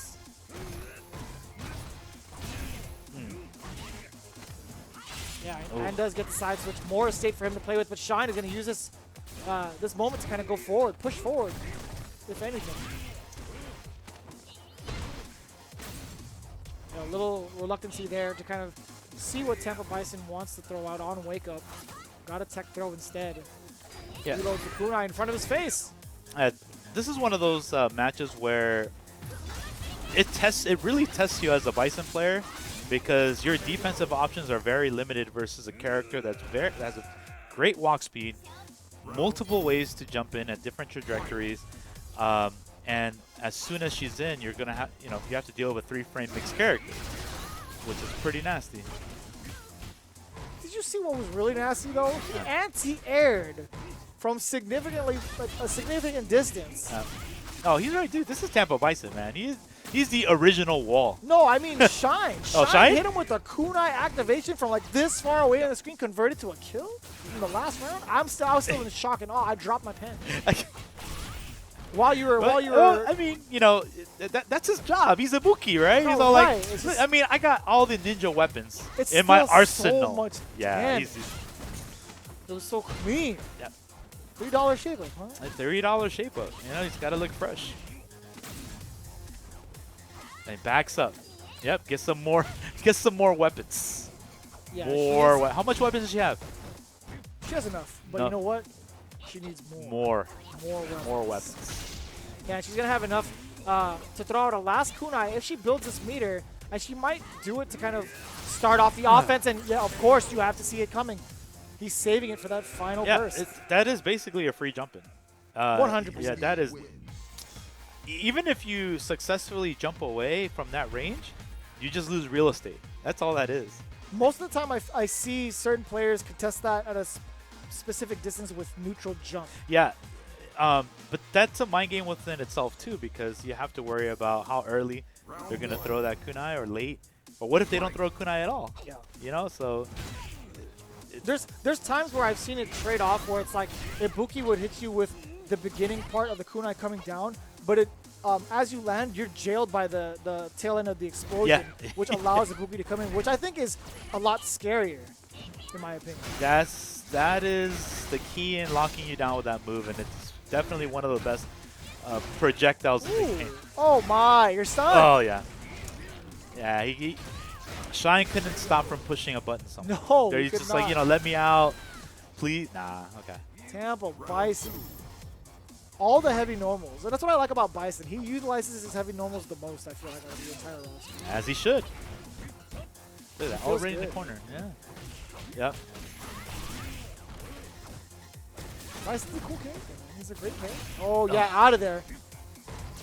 Head stomp his way out. Yeah, it's so crazy how easy it is for Bison to scramble out of the corner with double reverse, teleport. I mean, even his jump, big floaty jump, he'll just get hit in the air, but it's what he needs to get out. What's wild is he has a variety of air normals, too, to kind of adjust his hitbox and hurtbox to make it even trickier to track him down. Oh, he tried to jump out of that was so worth it. Yeah. That was absolutely worth it. Paid off big time for Tampa Bison. And a good amount of damage on Shine. Anti-air, crouch jab, still available. Oh, yeah, yep, that is the cross-up. He's so dirty. Yeah, you'd think Shine knows how to block the mix like that because No, I didn't even know that was coming. Or I didn't know what side to block. Yeah, that's definitely the doing the, I call it the purple stuff into that. Yeah, dude. Yes. Got it. Duly noted. We're going to do that going forward. You know that, Hey, right? you know, when I went to the arcades, you think I could really read Japanese to figure out the move list? So I just kind of went on. I saw the arrows. I'm like, yo, that's like the fireball move. All right. So and I would do the same. Yeah. If I saw the notation, I'd be like, it's fireball. It's a fireball move, right? It's a fireball, but it's not a fireball. It's his uppercut. I'm like, wait, what? They gave him an uppercut that's a fireball motion? This game's broken. This game's broken. This character's broken. This character's broken. It's too good. Yeah. Too good. Again, Shine kind of testing Tampa Bison's approach with the kunai just a little bit, but as soon as that happened, he went right in. Ooh, stomp. Okay, then. Trading blows. That's something Shine never wants to do as a glass cannon character, but still Gotta gets the kunai. keep him in the corner. Gotta keep him in the gotta keep him in the corner. I knew that a million years ago. Before the game was out, yeah. Yeah, way before the game was out. And you'll still know it going forward. Before they were even born. That mix is Old Testament. BC? That was before, or BCC? Before Crush Counter? The page, the ink wasn't even dry yet. No. Ink wasn't even invented. It was all stone. It was all stone. Yeah. Oh, it was sangre. We're getting a little too ahead of ourselves right now. Oh, I like that idea. He spent the bar for the Devil's Reverse to kind of cause the mix-up with Shine. Still managed to block it. And here comes Tampa Bison once more. That's what I'm talking about, neutral jump. But he still manages to take minimal damage, or at least a throw damage. It could have been a lot more. It could have been potentially worse. It could have caused the mix-up. Oh, got in there. Put him back in the corner. Yep, put it back in the corner. Yeah, see? And he threw out the stance short, too. If you know that they're going to side exchange. Well, see, here's the thing. Bison can't do anything about it. But if you have a DP character. Oh, my. That's when it gets fun. Yep. He went for the shimmies earlier. Now he's going for the throws. He's going for the kill. Oh, and he just jumps out. No, that's fine. Like, okay, so it's a good thing you mentioned that, too. That last knockdown he had, Tampa Bison anticipated the throw. After the forward throw, Shine immediately threw out the kunai. On hit or block, he'd still be able to advance forward. It was very smart. Luckily, it clipped Tampa Bison going back. He backdashed, put him further into the corner. Now, think about the scenario if Tampa Bison actually blocked that. He would be stuck in blocks in for a very, very long time. Could have hit another throw, which still would have led him into the corner. Right? Welcome to playing against Ibuki, my man. It's great. Like, being able to just see the options taken from Shine to kind of eliminate the defense from Tampa Bison is a work of art. You know what I'm surprised Shine doesn't use is the fake cross-up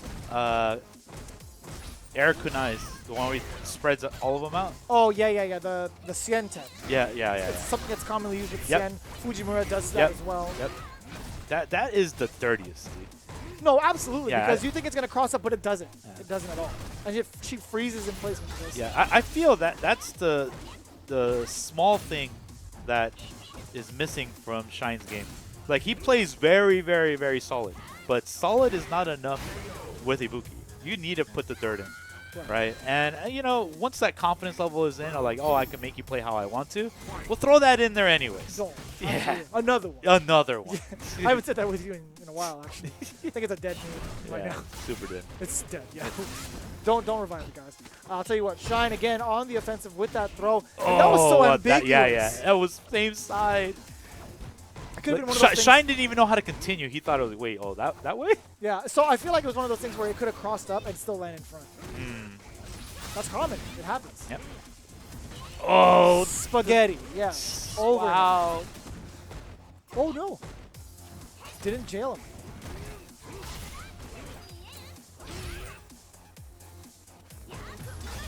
Activation. Yeah, great view reversal. What is he going to do for the follow-up? Excellent choices there from Tampa Bison. Just kind of eliminate that threat of the kunai, but Shine, he's going to have enough life, more than enough, to build himself another V-trigger, especially using that V-skill as well. What an anti-air choice. Yeah, Stand fierce. Stand fierce. Intentional? This man can push any button to close it out. Oh, you know, almost. Oh, regular kunai. Hey, why not? He had still one more to give. That was very smart. If it wasn't that one, it would have been the next one for sure. Again. Oh, wow. Got the overhit. Tampa Bison. Hook, line, and sinker. Ooh. Counter hit combo. And went to the shimmy. Walks down instead of being impatient. I feel like that tail in the blast didn't keep him in block stun because it missed. It was just barely off the mark. Say that again. Oh, that is a... Ooh!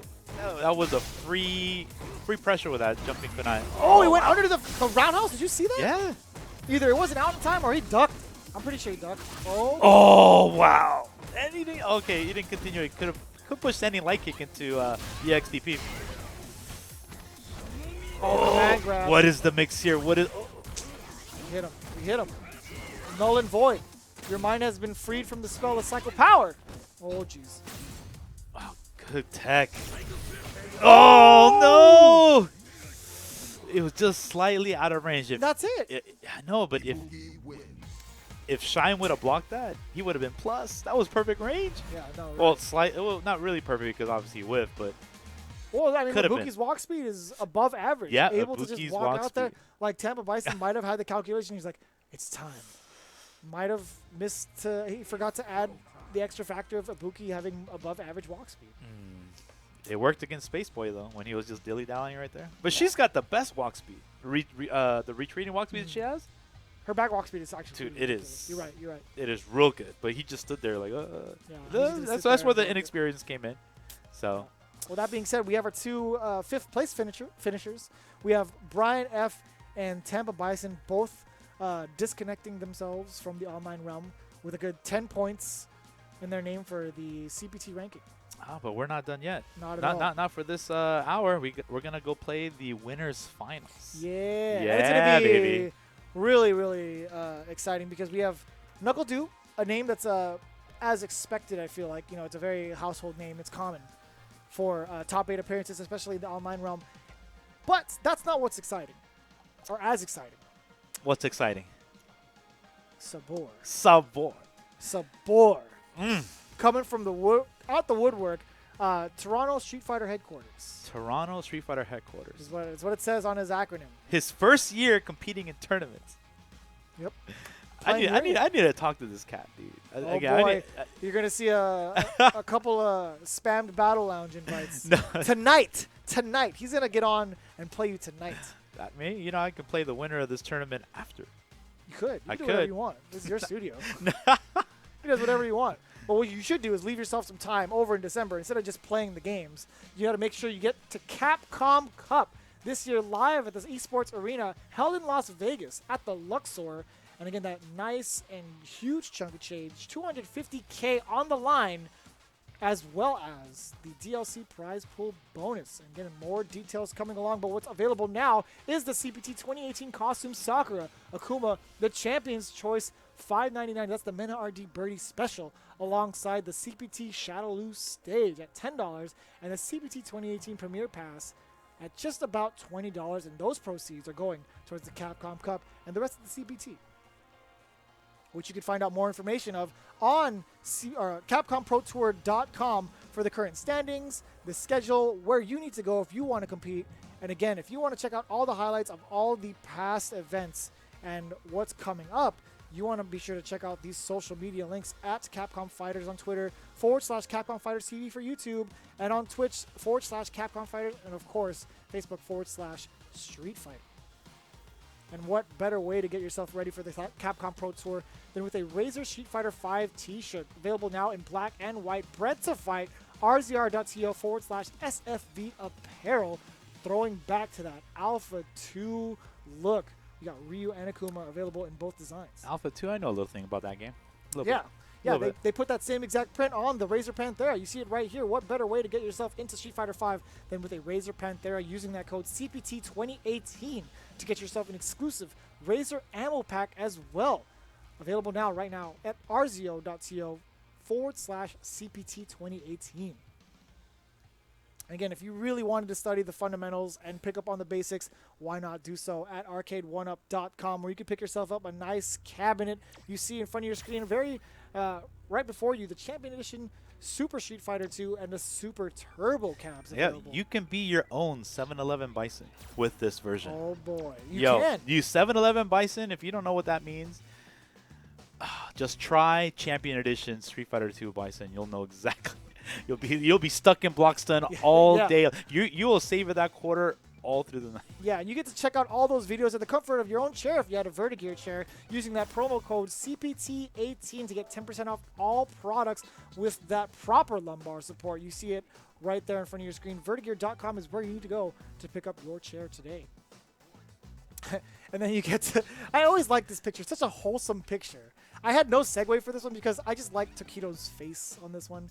The Victrix Pro AF, the official headset of the Capcom Pro Tour. You see it right there on the very well-known competitor, Tokido, with that cooling mechanism inside those headsets and enhanced audio peripherals, the different kind of functionalities they have on the device itself. It has noise canceling. So if you guys ever get on the stream station and you turn on the volume really loud just to make sure you only hear the game, but it has noise canceling to where it really blocks out all the crowd noise and everything that makes you a little nervous, and it's actually pretty cool.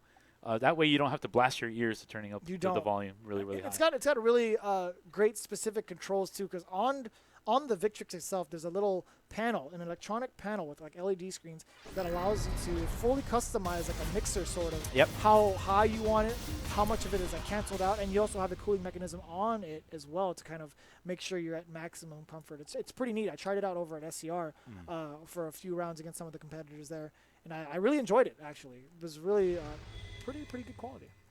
All right, winners finals. These guys, Knuckle Dude, the veteran, even though he's still a young buck, versus the new guy, Sabor. Yes. Knuckle Dude, rookie level. Yeah, rookie level.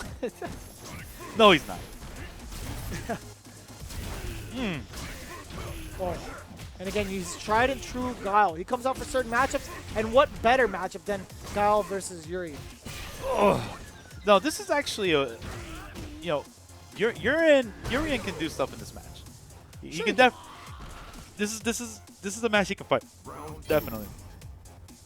You don't think having a hindrance of booms in neutral kind of halters his approach significantly? I feel like it does. Sure, he can fight up close, but just getting there is a huge obstacle. Yeah, Urian's got the limbs. He can catch Guile in the neutral. He can use some of the fireballs to clash with the sonic booms, but best of all is as soon as he gets V-trigger, he can call those on top of Guile's. You get a read on Guile's boom and hit him with it. But not like that. Not the way Knuckle Dude's been throwing out the booms. And again, he's stopping the V-skill every chance he gets. Sabor hasn't found a way to consistently go into that V-skill to get himself started. Here's the Aegis. Yep. Party time. He tried to get the bait. Oh, you're dead. Well, you're not dead, but you're in a mix. Oh. Get off me. Smart choice of V reversal there because you saw EX Metallic Sphere coming got him. inbound. Wow, wake up crouching light kick. Knuckle two. Chase. Ooh, get off me. Clothesline him. Oh no, not like this. Oh, he hit his the anti-air. Sneaked it in. Yo, the knees. Sabor, he's making this exciting. He tried to crouch fierce it. Yeah, he did. He did.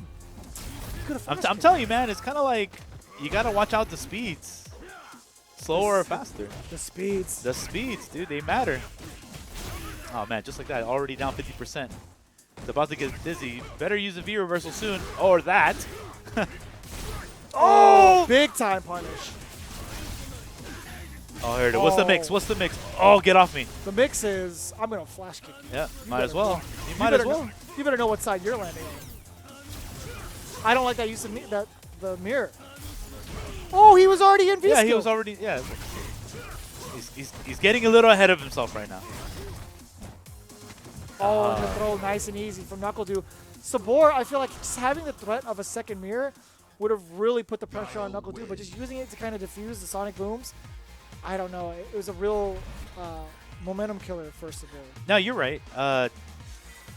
It's just one of those adrenaline type feel. Like, all right, you know what? I'm getting bombarded with booms. Let's stop this. Let's stop his momentum. Get me charged up and see what I can do with that. He chose a play. It didn't work out, but it still wasn't so bad. You know, these guys are going at it really, really close. Oh, my. I like it. He's sneaking his way in with the elbows or with the knees, but it's Headbutt setups. yeah. The fireball game from NuckleDo has been pretty immaculate so far. The knees. The yeah, knees. has to be reversal out of there.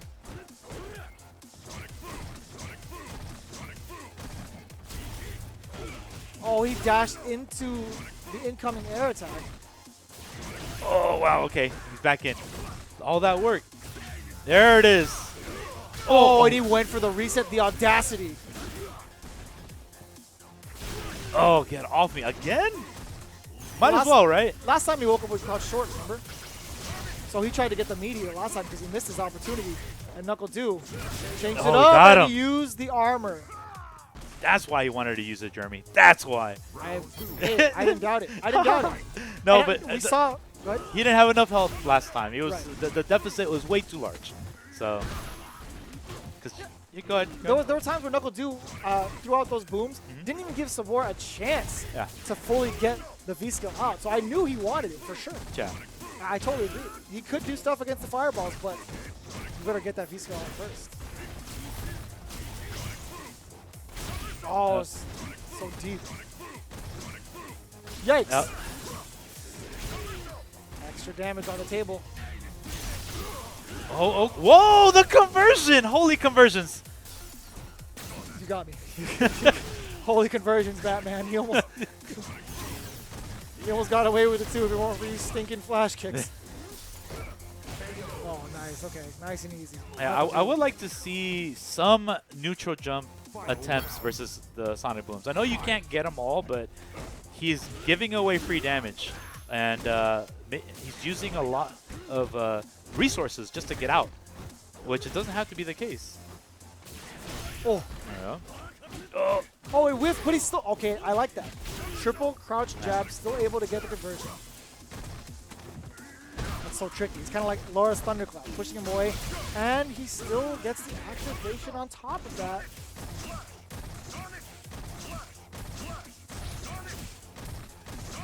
Sonic is keeping him there. No. You thought. Overhead incoming. Oh, Told you. nice. I told you. Yeah. Knuckle, too. Solid 2-0 for NuckleDo. Solid puncher, Guile.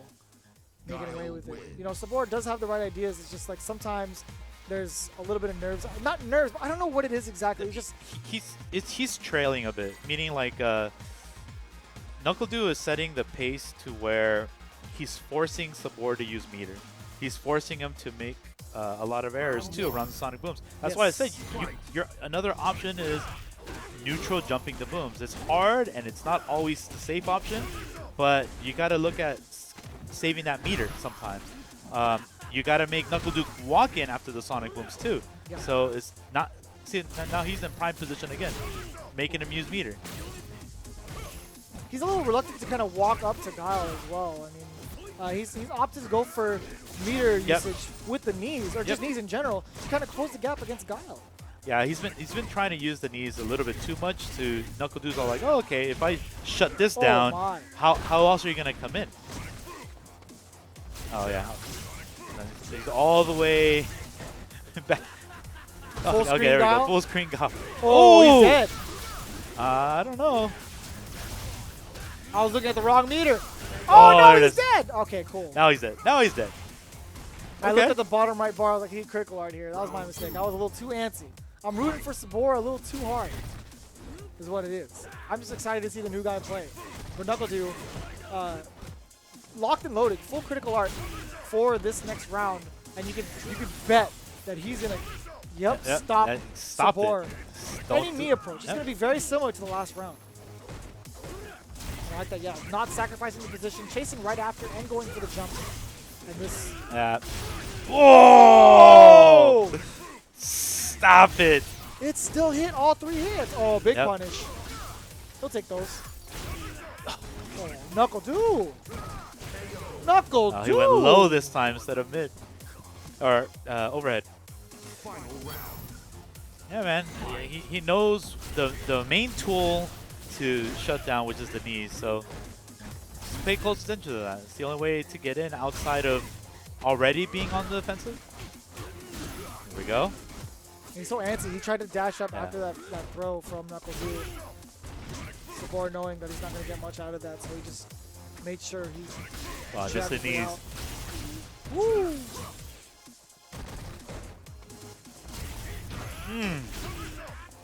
Wow.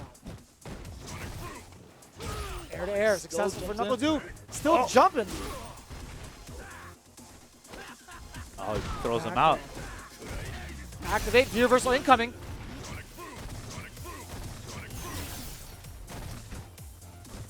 Oh, he waited. Yeah, no, he can still win. He's got full critical art on deck. Oh, wow. Yeah, okay. Knees. Oh, wow. Oh, he's still not dead. Oh, NuckleDu's backing away for his life. Oh, and he spent the bar. He can't knee himself in. No, he's got to figure out. Yep. Oh, no, trouble. Tie game. Oh, here comes the mix. Oh, he backs up. Wow, NuckleDu with the patience. NuckleDu, solid 3-0. Moving on to grand finals. And Sabor getting knocked down into loser's side. Loser's finals, where he waits the fate between, I believe it's IDOM and Shine. But big shout outs to Sabor. Trying to find the adaptation there against NuckleDu, but NuckleDu, again, pinned him in the corner for so long each and every round, saw the weaknesses, exploited it as much as possible, and that's how he's ended up himself in grand finals. Yeah, it's Sabor, he looks like a really, really great player. It's just he needs to add a couple more offensive routes around the Sonic Booms. Even though Sonic Booms, we know it literally traps you in a box, right? But walking and blocking him, neutral jump, those are other options, because you're using so much resources is what NuckleDu's expecting. He wants to make you spend your money. Oh, yeah. Yeah, big time. And once he knows that you have no more money, then he can still just sit there. He'll charge up. He has more money invested. That's where the fees and that's where the fees exactly come yeah, in. He'll hit you with that yearly interest, man. It's real. It adds up pretty quickly, man. All right, We're going to talk about grown man stuff in a little bit. But NuckleDu, again, solid 3-0 over Sabor. But again, Sabor not out of it yet. We're going to see more of him momentarily as we continue on the loser side. Again, we should have IDOM versus Shine coming up next. Yeah, so, but before that, we're going to take a little break. And we're going to get into top 3. So stay tuned.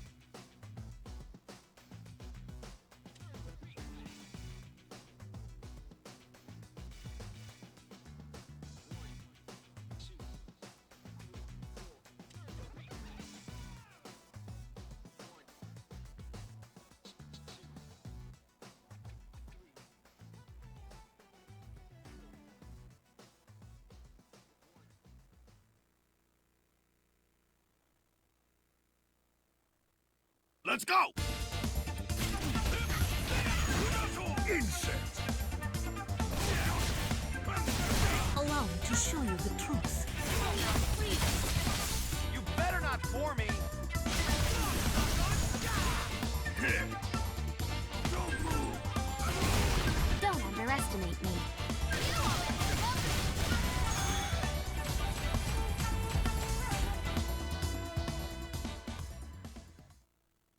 Pleased to meet you.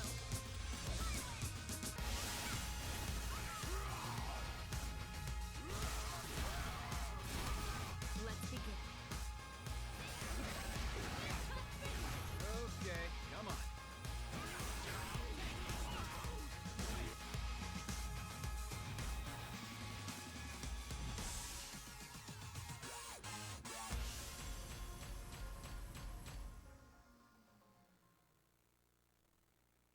And now it's time.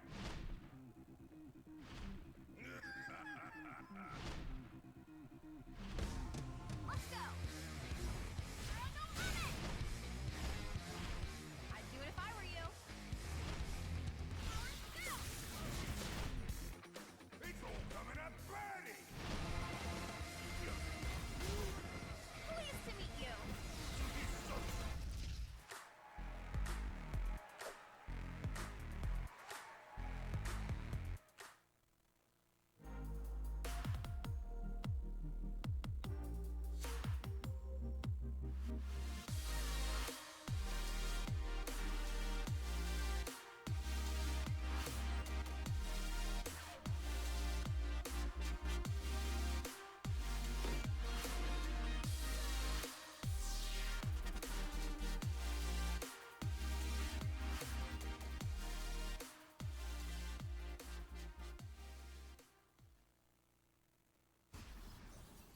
When it comes to retro gaming, I'll always be there just to play it. Who doesn't want to have like a cabinet in the house and people just play on it without spending quarters? It looks like the games are running fine. I feel like it's gonna be great. Feels really good. Feels like I'm back in arcades. It felt smooth. It felt like back in the day. So I would say it's definitely something that I would purchase for sure. It's Arcade 1-Up, Arcade Perfect right there. Arcade 1-Up.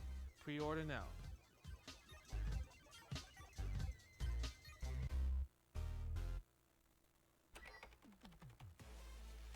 You thought the fight was over. Rally together and prove your worth. Rise up and prepare for battle. Earn your place. Rise. Rally. Conquer. May the strongest survive.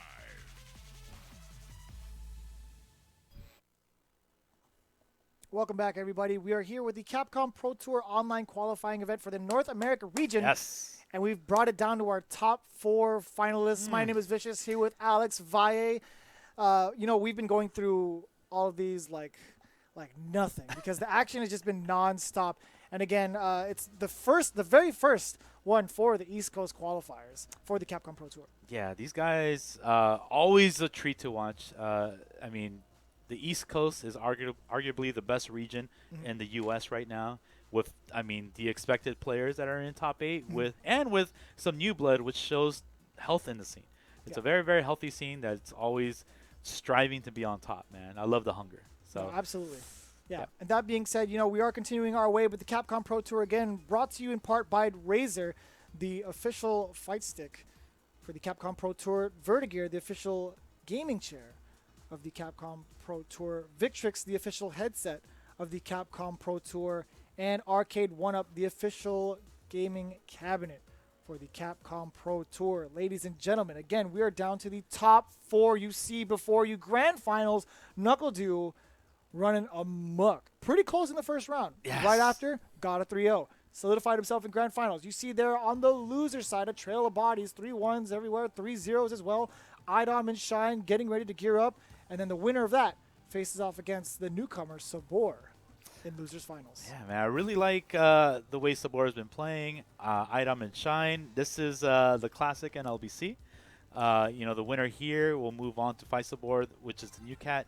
Man, are we going to see a new gatekeeper? Somebody that a style that they haven't figured out. I mean, Knuckle Doo is on his own realm. I mean, you know, he Knuckle Doo's Knuckle Doo, right? He's like different plane of existence. It's just it's gonna be a while. Like I'm not saying it's not attainable. It's just it's gonna be a long while before you reach that level, or how hard you work. Work smarter, not harder. Depends. But you know, it's still it's great to see Sabor playing the way he's playing. He's showing a huge like sign of life in some of the new players. Right? 'Cause he's only been competing for about a year. Is what just about a year, man. This is his first year. First year competing. I take it back. At least in fighting games, just in tournaments in general, man. That's what he says on his info sheet. That's what it says. All right, here we go. Idom versus Shine. And yeah, very classic matchup. You see this from time to time over at NLBC on a weekly basis, if I may. And I feel like, you know, online territory, it's online, offline, it's going to be the same. They're going to be fighting outside of the realm of like character to character. It's going to be player to player. Under clap. Now again, Ibuki is one of those characters that can kind of sneak by thunderclap pressure, throwing in those normals, the low normals to kind of stop that pressure. Low normals. I mean, she's got some kunai. She can jump. EX kunai as well. I mean, she's got plenty of stuff. She's very, very quick jump as well to kind of surprise a bunch of oppression. And she has the kite to kind of float away and bring her further out. Even if you do chase it down, you won't necessarily get her back into the corner guarantee. Yep. Ooh. Had a guess. You definitely had a guess on getting hit by the elbow there. Either go low short into more elbow pressure, go throw, command throw, another block string. And I like that covering right after the forward throw. We saw him do that before against Tampa Bison. Idom stood there in place, but still ran into a target combo on Wake Up from Shine and firing right back with a scan tip. These guys are going at each other's throats right now. Yep. It's one way to stop the momentum. They can feel the heat.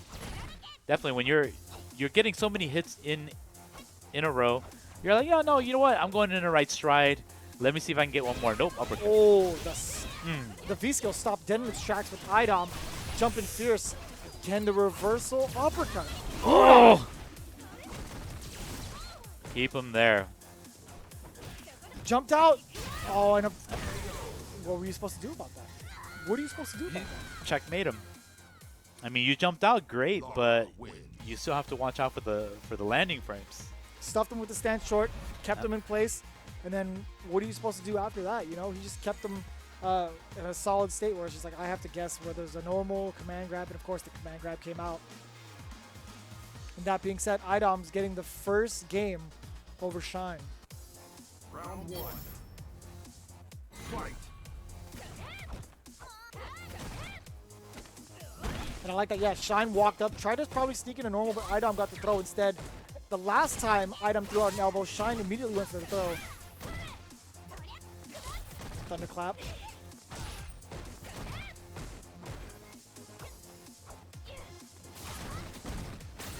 Kunai just kind of advanced, using that V-skill, successfully lands against Idom.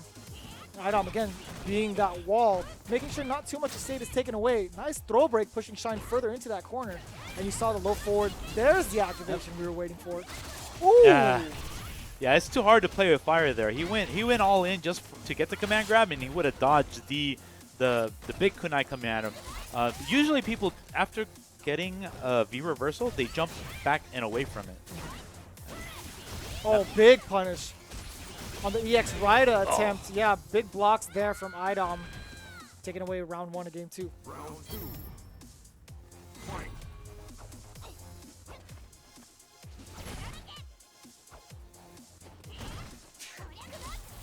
Thunderclap inbound, backed off a little bit, and Idom finally getting this opening. Oh, got hit by the overhead. I landed that. That's so dirty. Firing right away. Shine going for the EX uppercut. He has 100%. If he did it again, it would have hit. It would have hit. Oh, but it doesn't matter what your name is. Yay. Idom's got 2-0 over Shine. Just like that. That was a little heavy on Shine, just a little bit. Like Idom, he's making his presence known more and more as each of the rounds develop, and he's pushing him to the corner a lot faster than he did in the last game. Shine, again, fortunately got the uppercuts to hit, but didn't get to take away anything from it, really. He stayed in the corner, got a little bit of damage, but, you know, still fell towards Idom's pressure. Yeah, it also goes to, this is between them, it's a legacy match. They've been playing this this matchup for quite some time now. Seasons. Yeah, very seasons. So many. Oh. But their characters. Okay, I would say Laura. It's harder to get started compared to previous seasons. Ibuki, she still got them. She still got the moves. I had to give you the wide eye on that one for Laura. Well, you know, she can't just spam standing medium kick anymore. Right. Right? And also, she can't get V-Trigger 2 activations that quick anymore either. Correct. So the Correct, very much so. the party doesn't get started until much later with that character. Oh, same side. Yeah. So I mean, but Idom makes it work. Like he doesn't need that. He doesn't need the medium kicks, right? He plays. You see his play has slowed down a bit, but just to make sure that he gets what he wants. So.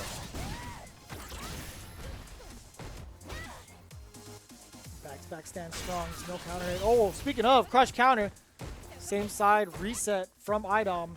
And again, heavily towards the corner is Shine. Gets the kunai, EX kunai for that matter, or shuriken. No, that's kunai. V-triggers, shuriken. Yeah. Ooh, in there. Oh my goodness, she's bleeding, Valle. She is. Oh, She's he got dead. caught. Ooh. The damage. 2 touches. That was 2. She is like the hardest hitting character in the game. Yep. Yeah, definitely. Oh. Yeah, I like that earlier too. Idom's not really relying too heavily on any like thunderclaps from this far away. Yeah, that's going to stop it every time.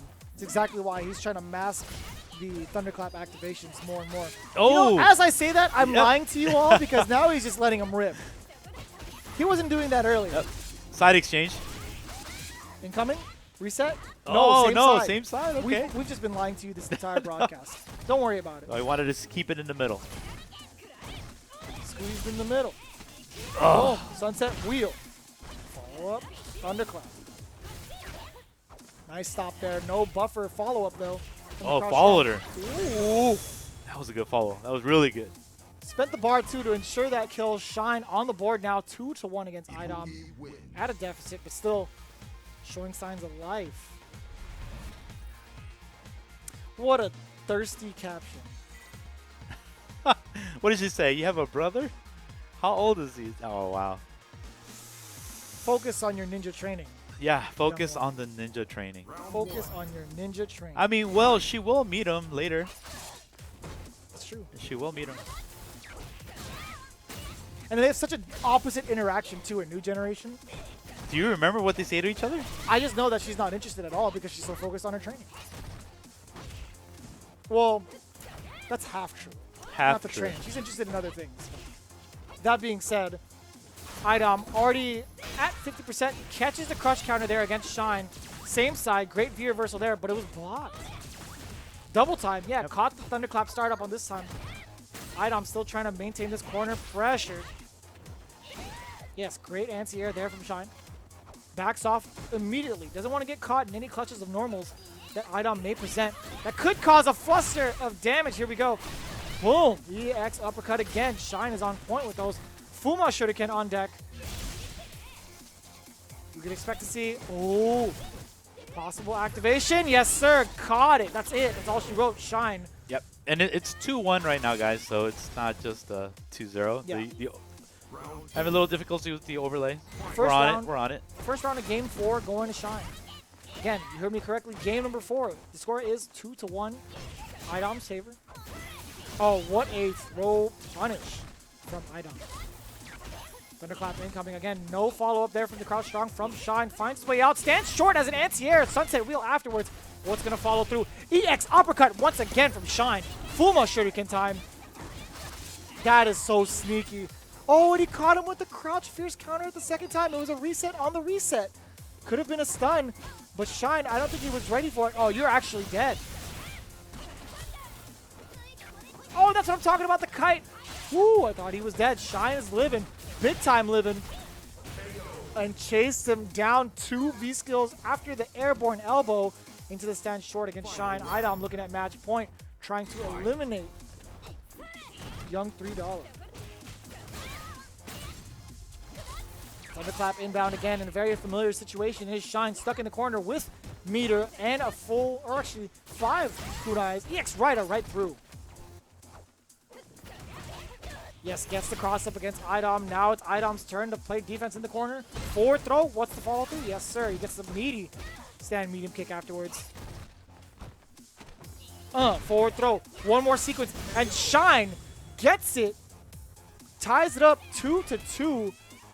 Pretty quickly, actually. Yeah, that was a quickly. huge turnaround there from Shine. Yeah, Vi was just super enthralled with the match the whole time. Yeah, he had his face just down in his hands. He's like, I can't believe it. You couldn't hear it, but he was breathing pretty heavily. But at the same time, Shine making a quick turnaround against the likes of Idom. Very, very well done. 2-2. All tied up here. Yep. So, gotta go back into the game. Good. We don't want the momentum Yeah. to shift whatsoever. But I'll tell you what, it's going to be very bare bones here. It's 2-2 for those of you paying attention. A little bit of technical difficulties, but it's not going to affect the gameplay. The crush counter has been made, and the elbow followed through right after. Again, this thunderclap pressure has been immaculate from Idom, and $3, excuse me, Shine had to use that V reversal. I'm just so used to seeing the names, guys. Nice follow through there. Yeah, with the throws a little bit outer range there. And Shine just backing away after his offense has been blocked for a couple sequences now. Crouch strong once again. There's the buffer he's been looking for. Crouch strong into the uppercut. Party time from Idom. Thunderclap has been blocked, but the V-skill crush counter didn't get to juggle in the air for some reason. Might have mistimed it just a little bit, or the way Ibuki fell. Charge Thunderclap in Shine's face to kind of test the reactions. But of course, he's not going to risk it because if he does get counter hit, he's essentially dead. Oh, okay, that's one sunset wheel. What's the follow-up? Crush counter, you're dead. Double stand fierce. Match point once again situation for Idom. Shine getting caught in the corner. Does have a bar though. Spends it immediately with the EX kunai. Crouch strong into that command dash to kind of initiate the offense, and Idom again chasing Shine down, who has the life lead, but now it's a very peculiar scenario. Doesn't want to get trapped in the corner, so that's why he took that airborne approach. But Idom still locking down Shine in this corner once again. This is where Idom shines, right? This pressure and the meter he has just been keeping Shine on defense, but finding the jump out from that wall of Idom and throwing, or baiting that throw. That should be enough. Oh no, not quite. One more touch. Yes, sir. I was mistaken. There's a lot of hits there, causing that scaling and that reset, paying off for Shine. Down to the last final round here in the set between these two competitors. Idom getting started. Sunset wheel. What's the follow-up? Okay. Walking it down. Idom gets clipped with the EX kunai, and here comes Shine. And again, I mentioned it earlier, Idom, the wall has just been really pressuring Shine. It's just been super consistent here. Ooh, that could have been a huge mistake for Shine's behalf. Ooh, the jump in. Oh, this can seal the deal, and that's it. Oh, that is it. More than enough. Idom getting the standing short meaty so consistently. And then following through afterwards, getting, I think it was a solid 3-2. It was down to the last game, last round. Yeah, guys, so we are going to take a really quick break. We're going to restart XSplit, and then we're going to fix the overlay issue, and then we'll be right back. So we'll just refresh very, very soon. We'll be right back.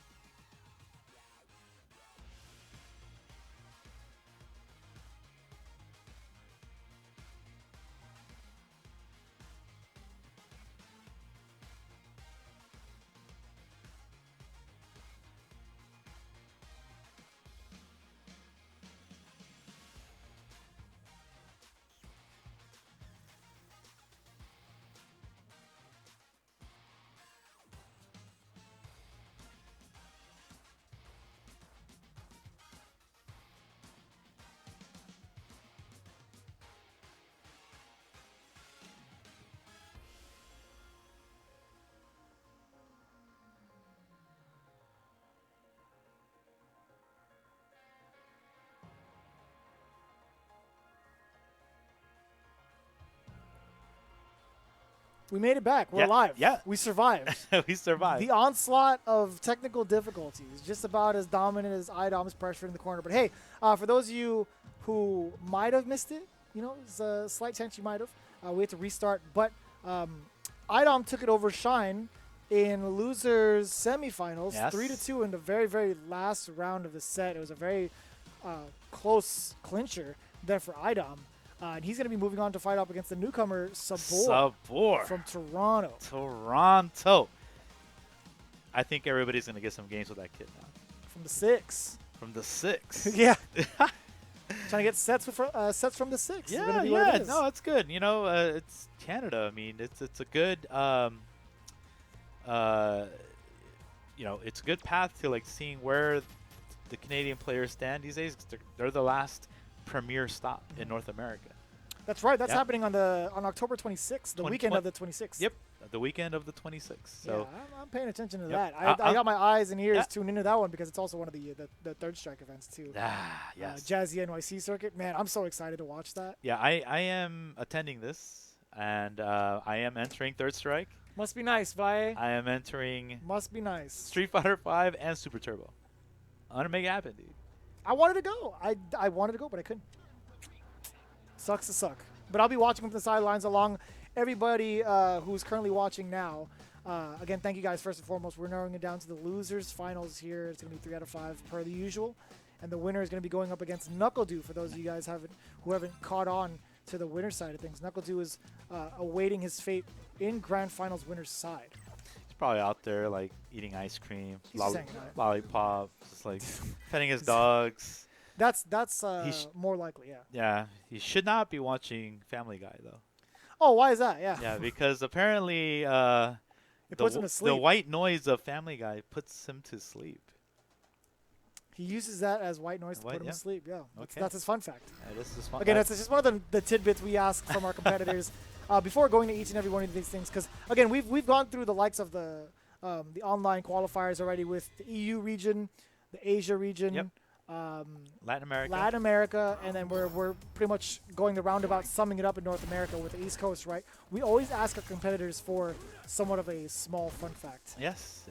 So location, the main characters, something a little interesting about themselves as well. So, and it's great. I mean, it's healthy to see the new guys up here in top 8 because it could be you. You guys that have probably entered the online tournament could have a chance against some of the pros today.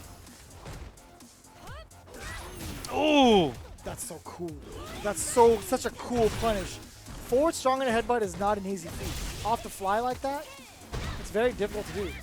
Oh, yes. Okay. Overhead again. Check your cabeza. Power bomb right after. Ugh. Sabor. No respect. Straight up went for the double overhead mix-up over and over against IDOM.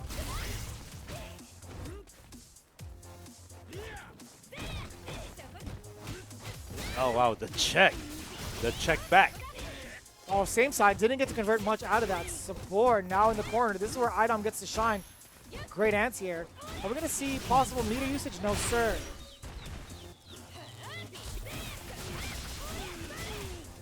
Oh, wow. And the reset. Look at this guy. Why not, right? I mean, what are you going to do? You're already getting, like, your life is dwindling down. Do you really want to move again versus her? I was just thinking about it, his escape options. You were completely right about the knee drop being controllable. I just keep remembering, I thought it was a tracking move, but no, I remember people using that in the corner to get out. But that's not going to be the case, as IDOM already setting him on fire. Excuse me, electrocuting the hell out of him. Very quickly. Pyrokinesis. Oh, don't. Cryokinesis, his right side. I thought that was a very interesting thing about the boss. Yo. How he had more damage from fire and then more stun from ice. Street Fighter 3, fight for the future, okay? Fight for the future. That game was ahead of its time. It was a timeless classic. Yeah. Honestly. Let's not reminisce. Let's talk about the game. So, again, IDOM showing his strengths really well and pushing the opponents to the corner and then just teasing them. It's like, you think you're going to get out, but I promise you, I will anti-air you. each and every time. And Sabor, you saw in the last game, he had all of his meter left over. I mean, while you're getting, you know, Mauled. marinated by that lady, man. This girl can cook. Oh yeah. She Yeah, see, again, being able to move around with the EX knees further out or close as you want. Oh yeah. No, right. Yeah, Sabor is getting the business right now. Yeah, see, Idom is showing them the true next level experience. Yeah. Yo. Yeah, you're So- part of the next level NYC Yeah, dojo. you want to be a part of the next level? We'll show you exactly how it feels. You have to earn the name, Sonny. Ooh. You have to earn the name. You can't just don the dojo outfit. You gotta earn this. Idom doesn't even have the name under there. It's like, no, I am an LPC. I am. His You know his name represents it all. You know who the real ones are. Oh man. Ooh, he tried to tackle his way through, but Idom happened to have that thunderclap ready.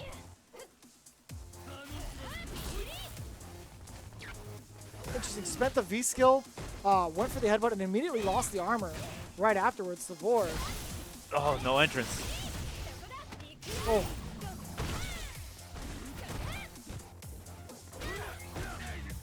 Deflector incoming. 2 successful techs. Who wants to tech there? I can't believe it, honestly. It's a risk Idom was willing to take, I guess. Oh, that's not safe. Yeah, that's No, only on the first activation you're safe. because of the freeze, the time it's freeze. because of yeah. the freeze. Low medium kick into Aegis is, I don't know if it's like double digits, but it's highly negative. Even EX tackle. EX tackle That's into it is unsafe. That's like Sejam's favorite thing to say. It's just like EX tackle. Or when Urian was out and people were just kind of like freaking out about him Yeah. with the second mirror, he's like, EX tackle, the mirror is not safe. It's not safe. No. He even made like a whole picture for it. Hashtag not safe. Hashtag. So now it's ingrained in my memory. Like, yeah, don't do that. That's not a thing to do. Good call on Idom for shaping up Savor. He's like, hey man, I'm gonna punish you if you do this. Forward fierce again. Finding its mark. Sunset wheel. Do it again. Give him the bicycle. We're gonna go for the 3 times the trifecta. Taking him on the tour. Oh man. All the way up. Executive suites. Hiya! Just another day at the office for Idom. Looking at match point already. 2 games and a round straight against Sabor. I don't know if Sabor's had a round. No. Been Not close, but it's just right now he's a big target. Huge. Yeah. He hasn't been able to get started. I mean, except for here and that one pretty cool whip punish. Oh yeah, forward, Yeah. forward strong. The quarrel punch into the headbutt. Oh, that was so far. Finds the mark. Crouch fierce. Extensive hitbox there. Ugh. No, you thought you charged yeah, up a little bit too long.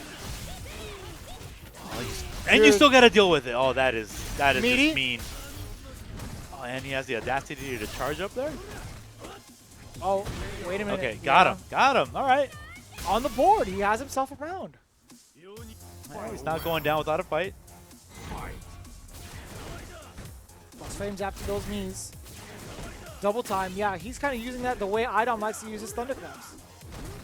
To get his offense started. Oh, that armor. Commitment. Again. Ooh. Man, these guys are playing. Street Yep. That's not safe. Crouching medium. Well, it's safe, but it's just negative now. Crouching medium kick. Oh, Oh, no you're more dead. of Mix up City, you're dead. Yep. Stunned. And that's all she wrote. that. Wow. Idom building the meter afterwards. Did he have to do that? He does what he wants, man. He does what he wants. He does what he wants. That's what happens when you don the name Next Level NYC. You don't get, like, no easy way outs, man. You don't. I like it, though. I like it a lot. So because that seals the deal. Idom versus Knuckle 2. We haven't seen them fight in this top 8 as Idom was in the lower half of the bracket. Or no, he was in the loser's side on the top half of the bracket. So that being said, this is going to be their, I don't know if they encountered each other in the preliminaries of this tournament today, but I don't think so. I'm sure they've played each other plenty of times on that. They have. Oh yeah, absolutely. Even earlier, Way back when. way back when, Of course. when Knuckle Dude would go into and LBC. He would visit. He would just visit on occasion, and Idom was the most winningest player at the time too. He and was getting a ton of W's. Yeah, he was. He was just dropping bodies everywhere, and Huge trail, man. he's always come close, and he actually has beaten Knuckle Dude before. So I mean, where we're at now though, I mean, Knuckle Dude just came out of a top 8 placing at the Japan premiere, and if you're Tokyo Game Show. Yeah, Tokyo Game Show, and that's just pretty ridiculous, man. It was a really rough start, by the way. It's talk about that some other time. No, but you're playing against like all the Japanese players plus all like the surrounding Asian countries are that seasoned in this game now. They know what's up. There's like, okay, yeah, I got it. I could play it at home now. I figure it out. I'm a season 3 veteran. Yeah. And he still came out in the top 8. It was pretty cool. So yeah. it's if you've ever been to Japan and you're just playing a Joe Nobody there, don't worry about getting beat up because the Joe Nobodies there are just amazing. They level you up by default, just like by proximity. You being there in the ambiance of like the arcades and learning from these guys and watching them play, you learn so much. And now Street Fighter V is having some loc tests in Japan. Oh, we've seen plenty of that on social media. Yeah. So that's been going down. I can't wait. I'm very excited. So Taito Shinjuku South Exit is the one I want to go to. Okay. I've already planned it out. So I planned it out already. Dude, it's about time. That means we have to take a trip to Japan. Let's do it. I'm already going for Evo. So I'm planning to go. It's gonna be my second time, dude. That being said, now Knuckle Dude versus Idom Grand Finals here is gonna be 3 out of 5, of course. Per the usual, Knuckle Dude sitting on winner's side. Idom needs to win 6 games to take it down over Knuckle Dude. Yep, and Knuckle Dude is using the patience mode instead of the chaos versus chaos, as he picked Mika versus. What was it? Shine. Oh, Shine is Shine's Ibuki. So. Yep. But yeah, this match is really rough for Laura. It's rough. Again, it's harder for her to get the party started, and without that medium kick to torment you once she's in. So she has to deal with the booms just like everybody else. And she actually does have a hard time versus fireballs before she has meter. But now she doesn't have it anymore. So now what? Look how late she got the party started. So all this work. Oh, what a jump in. Oh my goodness. Being able to call that out. Idom. Oh, that could have been an anti-air elbow. Oh, wow. He was ready?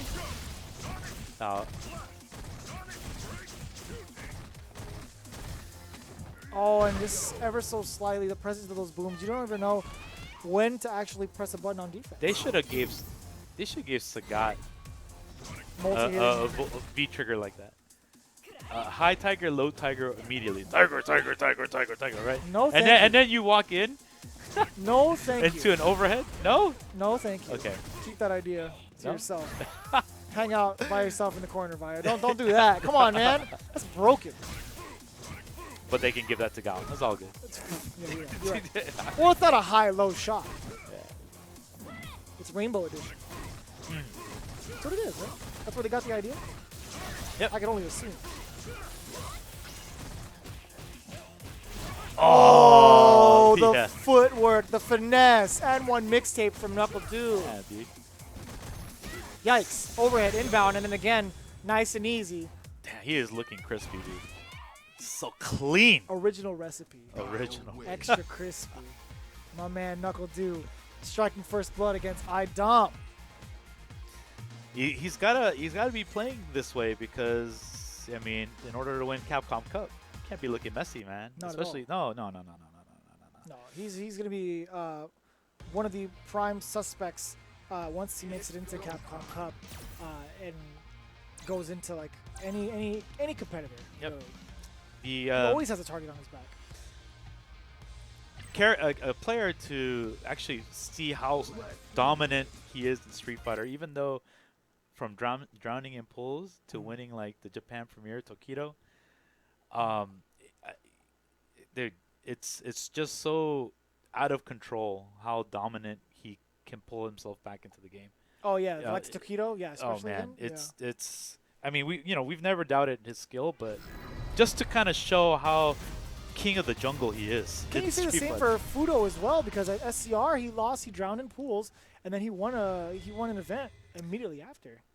You know, Fudo has always been that like Always a that bridesmaid, always never a a bridesmaid. bride. That's Yeah. right, never a Or bride. always a groom. You know what I'm saying? So yeah, and I mean, eventually his time is gonna come, right? To figure out the matrix in this game, because his Mika hasn't been showing so much success at all in the beginning. So Always download complete with him. yeah. But hey, Oh, that outfit. Where's that from? Devil May Cry. Is it? Yeah. I don't know which one because I didn't play the series up until like 1, 2, and 3. That's all I played. Oh yeah. Okay. V-Trigger 2. Okay. Oh. That's right. It's the Knuckle parry. Dude's like looking at it like, what are you gonna do with that? Let me sweep you. Yo, she doesn't waste any meter off of that, right? No. She gets past the fireballs. Whole different dynamic Yeah. now. I like that. Doesn't switch characters, switches V-Triggers. Oh, okay. Oh. And What she is- combos off of it. Yeah. Snaps your neck, stuns you for a little bit. That's so So sick. that would have been so sick if she avoided that. She sidestepped that.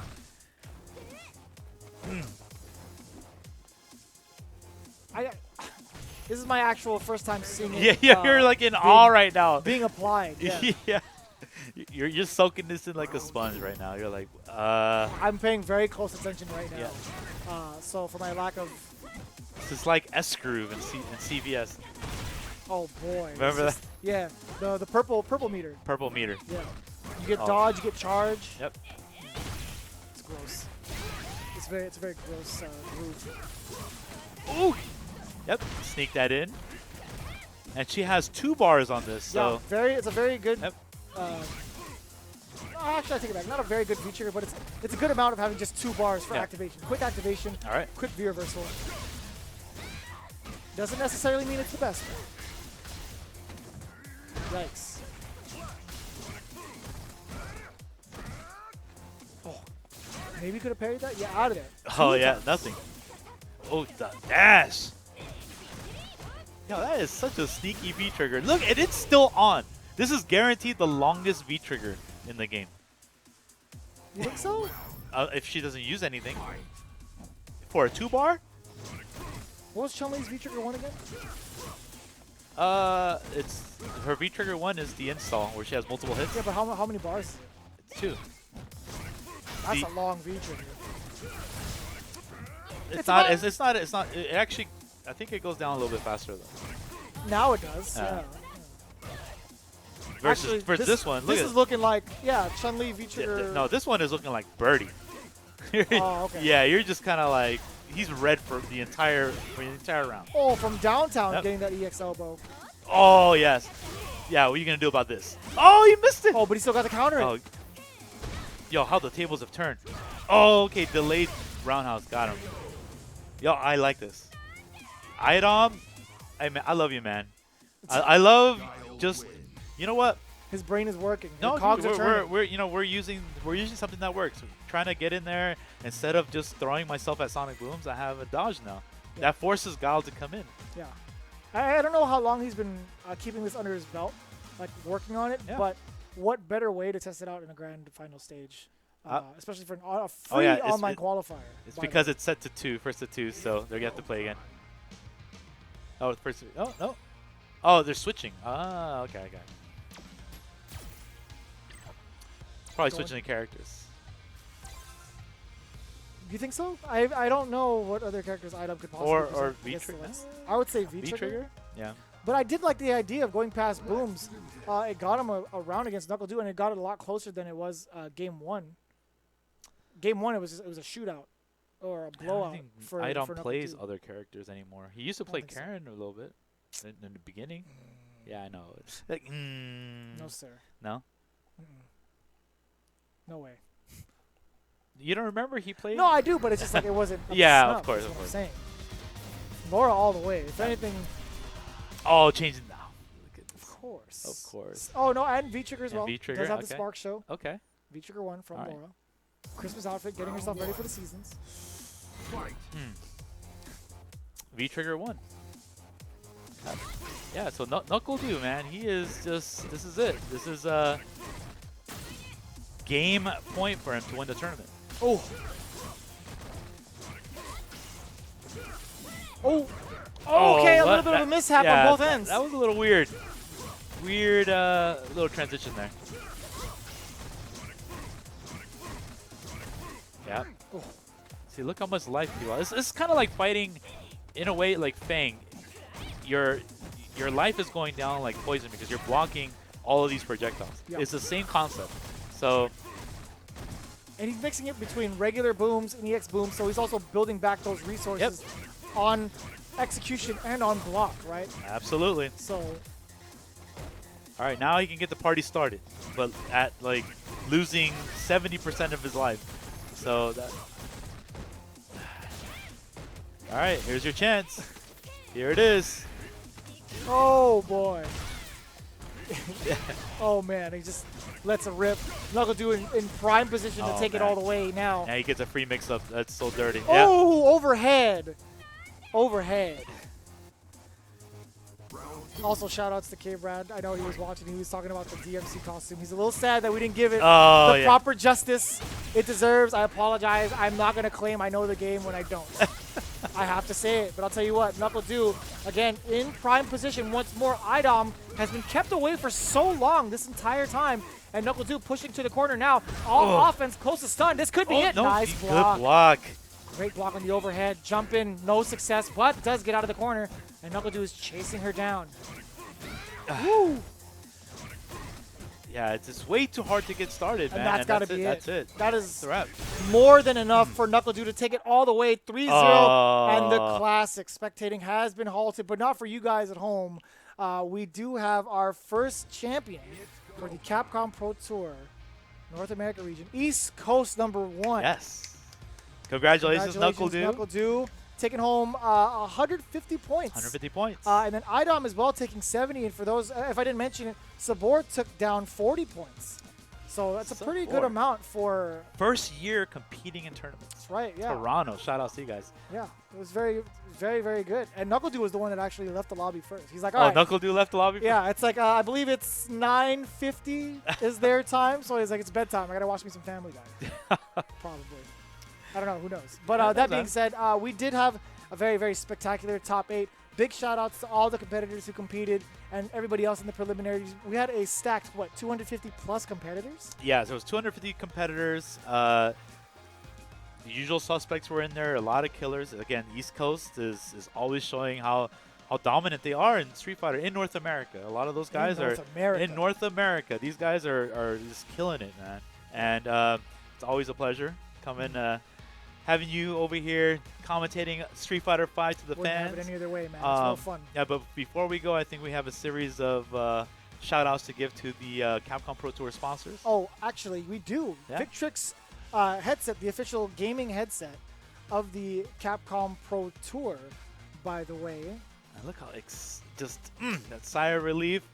I body him. He was just happy. Yeah, I body him. I wanted to mention for those of you tuning along the Capcom Pro Tour this weekend, Thunderstruck 6 in Mexico is happening weekend. Yes, right now. Right now. For Street Fighter 5, and then you have a ton of other events going on in the CPT. Like next week, you have Buenos Aires in Argentina with Buenos Aires True Salt going down on the weekend of the 13th, along with Southeast Asia Majors going on in Singapore. That's the Asia Regional Finals. You don't want to miss it. It's happening next weekend. And then Jam Festival 2018 in Brazil going on the following week after, the 19th, along with East Coast Throwdown. But again, you also want to make sure you have space in your calendar for December 14th through the 16th for the finale of them all, the Capcom Cup 2018, live from the Esports Arena, Las Vegas, with special guests at the Luxor, where the players will be competing for that $250K prize pool. And again, that's not the final cap. We have plenty more to add along with it, so long as you keep supporting these DLC costumes as the proceeds go towards the Capcom Cup. You see available there Sakura, Akuma, the Champion's Choice with the Mena RD Birdie, as well as the CPT stage and the CPT 2018 Premier Pass to bundle it all up. And where can you find that kind of information, Valle? Yeah, you can check out their socials at Twitter at Capcom Fighters. Check out their YouTube stuff at Capcom Fighters TV. Twitch, you're watching it right now at Capcom Fighters. If you haven't subscribed, go ahead and do that now, or even follow. And also Facebook/Street Fighter. Check out the CapcomProTour.com for these official standings and the next events. And coming here is Razor with the Alpha 2 throwback. obviously one of my favorite games of the series. If you guys want the black or the white tees, you can check them out at razer.to/SF5 apparel. And what better way to get into Street Fighter V than with a Razer Panthera along with that nice artwork? You get the default, but why get the default when you can get that, again, Alpha 2 throwback? Using that code CPT2018 to get an exclusive Razer ammo pack along with it. rzr.to/CPT2018 is where you need to go to pick yours up today, as well as arcade1up.com to play all the classics in your very own stand-up arcade. It even has an adjustable height to it, where you could add like a little platform on the bottom to make it, you know, a little bit for the taller guys in the room. The taller right? guys in the room? Yeah. Gotcha. If you guys want to play and check out the classics and have a piece of the arcade culture in your home, be sure to visit arcade1up.com.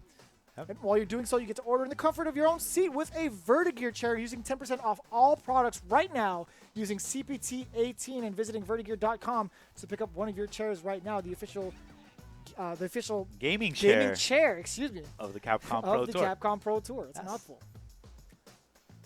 Yep. Cool. That's it, man. Yeah.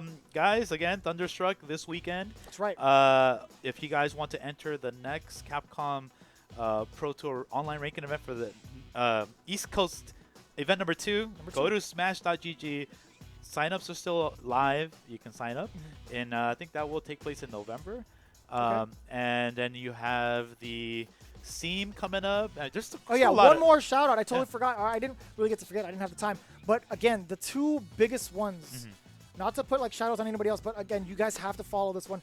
Southeast Asia Majors is the Asia Regional Finals coming up on the weekend of the 13th. And then at the end of the year, my mistake, end of the month, the 26th, you have Canada Cup, another premier event alongside other ranking events as well. It's going to be a fully packed schedule here for the month of October, and you guys do not want to miss it. Absolutely. There's ECT as well coming up. Shout out to L.I. Joe and fam over there. Yeah. Yes. If you guys still want some East Coast live action, make sure you guys go over there, support. They're always great cats. You'll love the event. It's East Coast brotherly love, baby. That being said, we appreciate each and every one of you guys for tuning in. If you guys want to hit us up for more of these details, again, CapcomProTour.com is where you need to go, or hit us up on our social media. That being said, we'll see you guys for the next one.